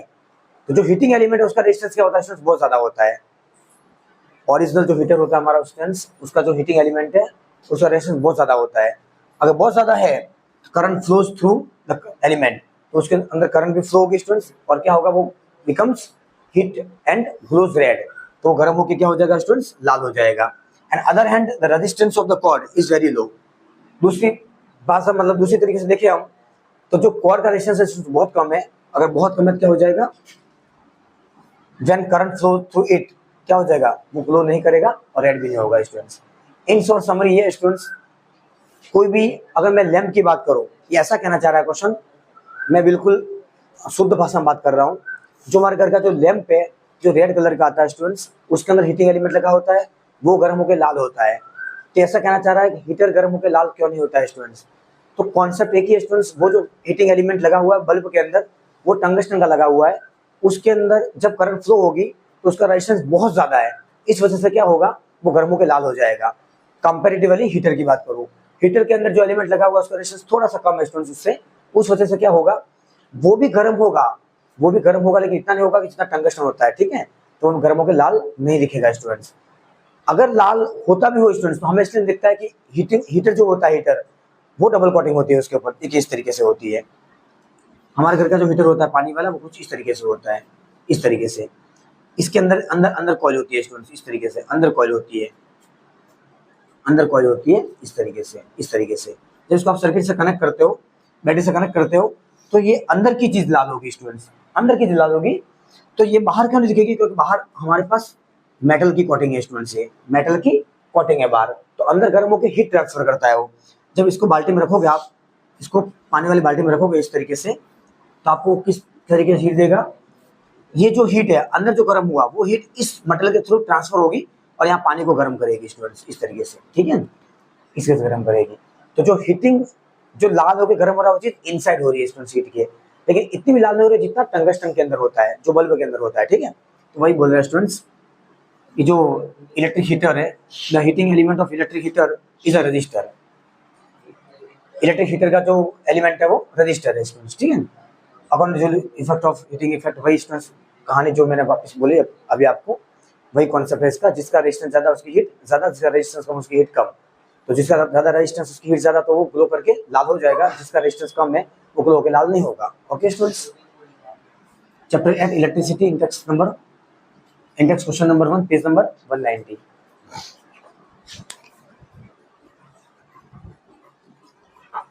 Page number 190, question number 2।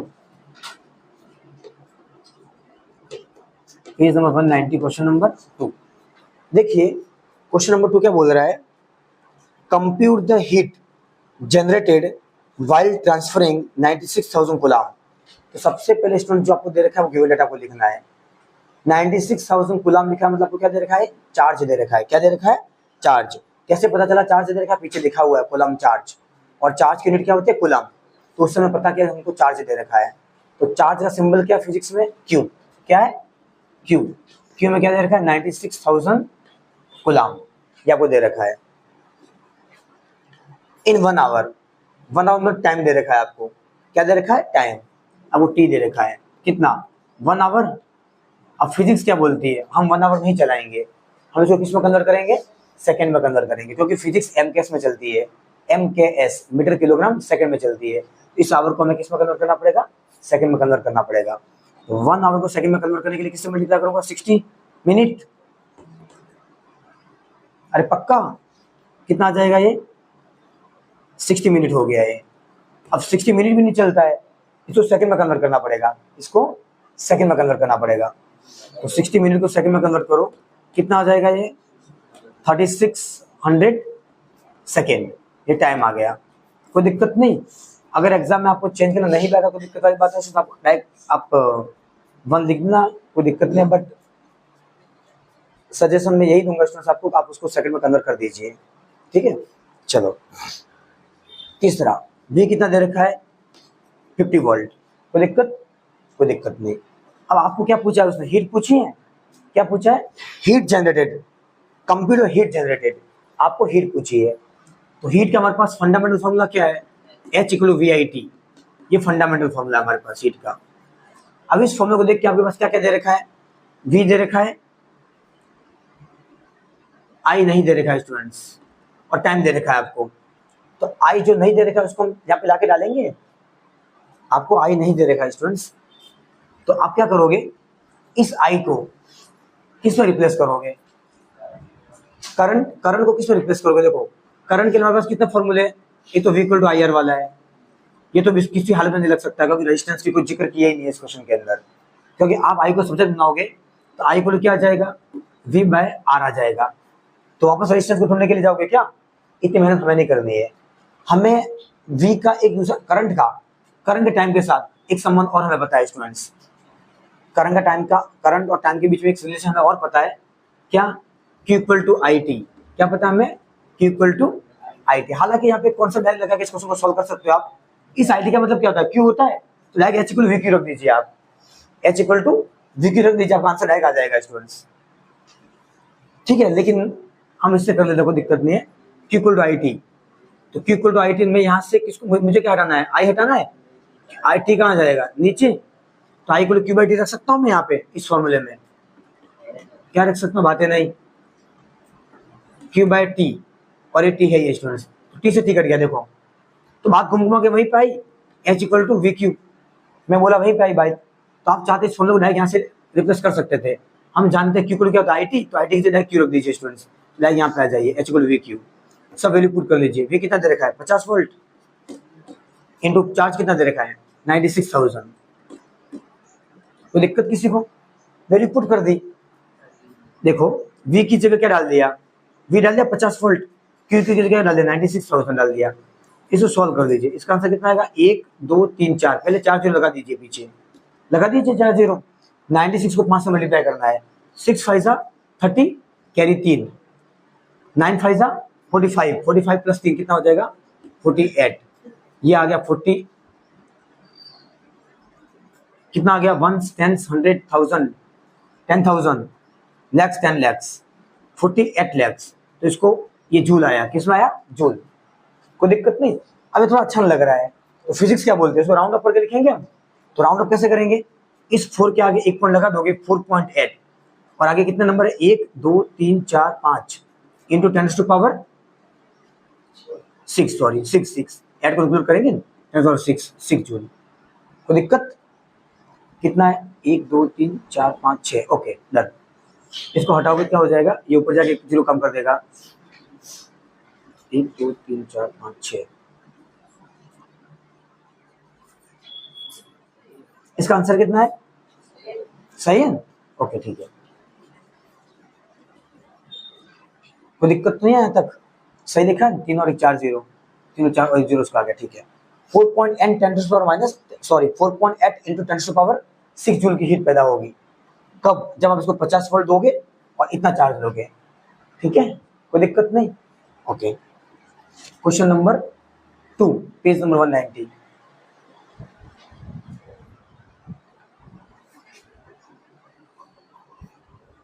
Question number 3 क्या बोल रहा है, an electric iron of resistance 20 ओम। एक इलेक्ट्रिक आयरन है, उसका रेजिस्टेंस कितना दे रखा है 20 ओम। अब रेजिस्टेंस 20 मतलब सबसे पहले क्या दे रखा है आर दे रखा है हमें। क्या दे रखा है आर, कितना दे रखा है 20 ओम दे रखा है। Takes a current of 5 ampere. Current कितनी दे रखी है 5 एम्पियर। करंट को आई से लिखते हैं 5 एम्पियर। कोई दिक्कत नहीं। चलो कितने सेकंड के लिए 30 सेकंड के लिए। टाइम कितना दे रखा है 30 सेकंड। मतलब किसी सर्किट के पास 20 ओम का रेजिस्टेंस है, उसमें करंट फ्लो हो रही है 5 एम्पियर की, कितने सेकंड के लिए 30 सेकंड के लिए। तो उसके अंदर कितनी हीट प्रोड्यूस होगी ये निकालना है। तो हीट का फंडामेंटल फॉर्मूला क्या है H = VIT। एक ही याद रखना है आपको, ये सब वैल्यू डाल दीजिए इसके अंदर। V कितना दे रखा है नहीं पता, नहीं पता उसके लिए सोचेंगे हम। V का V रहने दो। करंट कितनी दे रखी है 5 एम्पियर। समय कितना दे रखा है 30। कोई दिक्कत? कोई दिक्कत नहीं। अब मैं V के बारे में सोचूंगा। V मुझे नहीं दे रखा है, रेजिस्टेंस दे रखा है। तो V का रेजिस्टेंस से क्या संबंध है V = IR। अरे V = IR तो V की जगह क्या डाल दो IR डाल दूं। I × R इंटू 30 इंटू 5 कितना हो गया 150। कोई दिक्कत नहीं। फाइनली H = व्हाट I कितना दे रखा है 5 एम्पियर। रेजिस्टेंस कितना दे रखा है 20 इंटू 150। कोई दिक्कत? सबको मल्टीप्लाई कीजिए 5 2 25 100 100 इंटू 150। फाइनली क्या हो जाएगा ये 150 के पीछे 2 जूल लगा दीजिए। Joule 15,000 joule. आप चाहो तो इस आंसर को यहीं पे छोड़ सकते हो, बाकी आगे चाहो कर सकते हो आप। 15 इंटू 10⁻³ या 1.5 इंटू 10⁻⁴ ये तो छोड़ दीजिए, आपकी जैसी मर्जी, कोई दिक्कत वाली बात नहीं। ठीक है क्वेश्चन नंबर 3 पेज नंबर 90।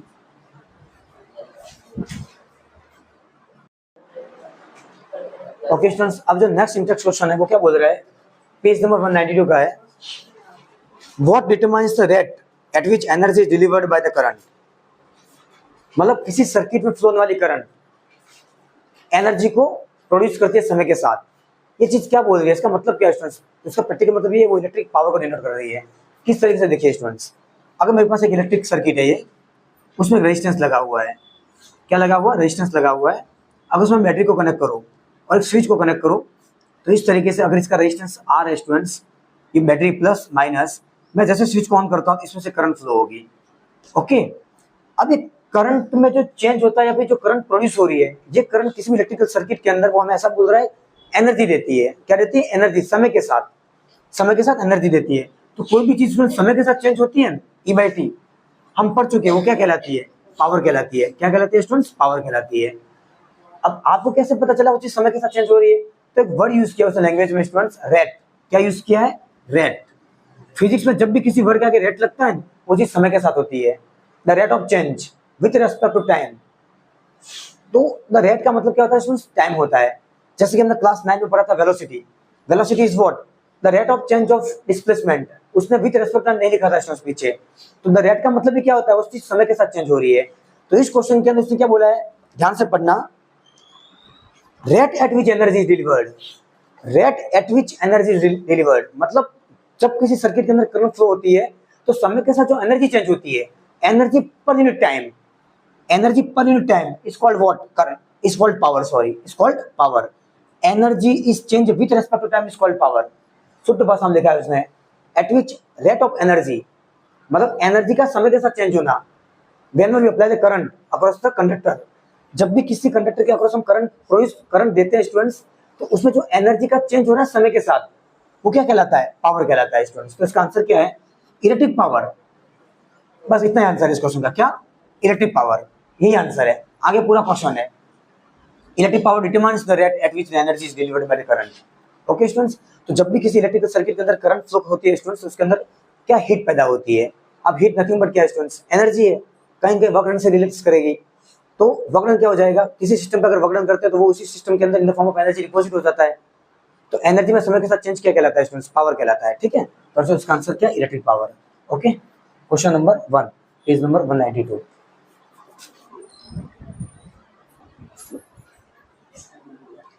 इसी पेज नंबर का क्वेश्चन नंबर 2 है। वो क्या बोल रहा है, an electric motor takes 5 ampere. एक इलेक्ट्रिक मोटर है जो 5 एम्पियर की करंट ले रही है। तो सबसे पहले तो गिवन डेटा लिख दीजिए, करंट कितनी ले रहा है वो, 5 एम्पियर। कौन, इलेक्ट्रिक मोटर, हमारे घर की जो मोटर है उसकी बात कर रहा है। कितने वोल्टेज पे, 220 वोल्ट या 220 वोल्ट। और साथ ही साथ ये भी पूछा है डिटरमाइन द पावर। पहले तो क्या निकालना है, पावर निकालना है। और साथ ही साथ ये पूछा है अगर मैं ये वोल्टेज 2 घंटे तक देता हूँ, 2 आवर, तो मुझे आपको ये निकाल के बताना है उसके अंदर कितनी हीट प्रोड्यूस हुई होगी उस मोटर के अंदर। तो सबसे पहले मुझे क्या निकालना है, पावर। तो पावर का फंडामेंटल फॉर्मूला क्या है, P equal to V I, P equal to V I. तो वोल्टेज कितना दे रखा है, 220, वोल्टेज 220, करंट कितनी दे रखी है, 5, पावर कितनी हो जाएगी, 22 5 110 और एक 0 एक्स्ट्रा 1100 वॉट। कोई दिक्कत, अरे कोई दिक्कत है क्या, 1100 वॉट। इसको किलोवाट में कन्वर्ट करके 1000 से डिवाइड कर देना तो 1.1 किलोवाट आंसर आ जाएगा आपका। करने की जरूरत नहीं, छोड़ दीजिए इसको यहाँ पे। अब दूसरा T इक्वल 2 आवर दे रखा है। अगर मैं यही पावर 2 घंटे तक किसी मोटर को दूं तो मोटर कितनी गर्म हो जाएगी। तो मुझे हीट निकालनी है, क्या निकालनी है, हीट। हीट, और हीट का एक ही फॉर्मूला है हमारे पास, क्या, H equal to V I T, H equal to V I T. तो H equal to V is what, 220 volt, current कितनी, 5, कितने, 2 घंटे के लिए। आवर को चलेगा, सेकंड में कन्वर्ट नहीं करोगे स्टूडेंट, सीधा हीट के लिए 2 आवर पुट कर दीजिए, कोई दिक्कत वाली बात नहीं। कर भी लोगे तो कोई दिक्कत वाली बात नहीं, आंसर गलत नहीं आएगा, 100% गलत नहीं आएगा। ओके, चलो 25 5 110, एक 0 एक्स्ट्रा है, इनटू 2, H इक्वल टू क्या आ जाएगा, 11 2 2200 जूल उस मोटर के अंदर प्रोड्यूस हो जाएगी। आ गया समझ में, कोई दिक्कत नहीं। तो इसी के साथ स्टूडेंट्स आपके इलेक्ट्रिसिटी के सारे इंडेक्स क्वेश्चन खत्म हो जाते हैं। ठीक है,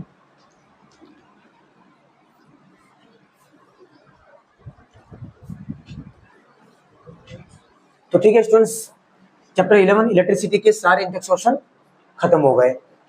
तो मिलते हैं एक्सरसाइज क्वेश्चन के साथ। Okay, bye bye all of you, bye students.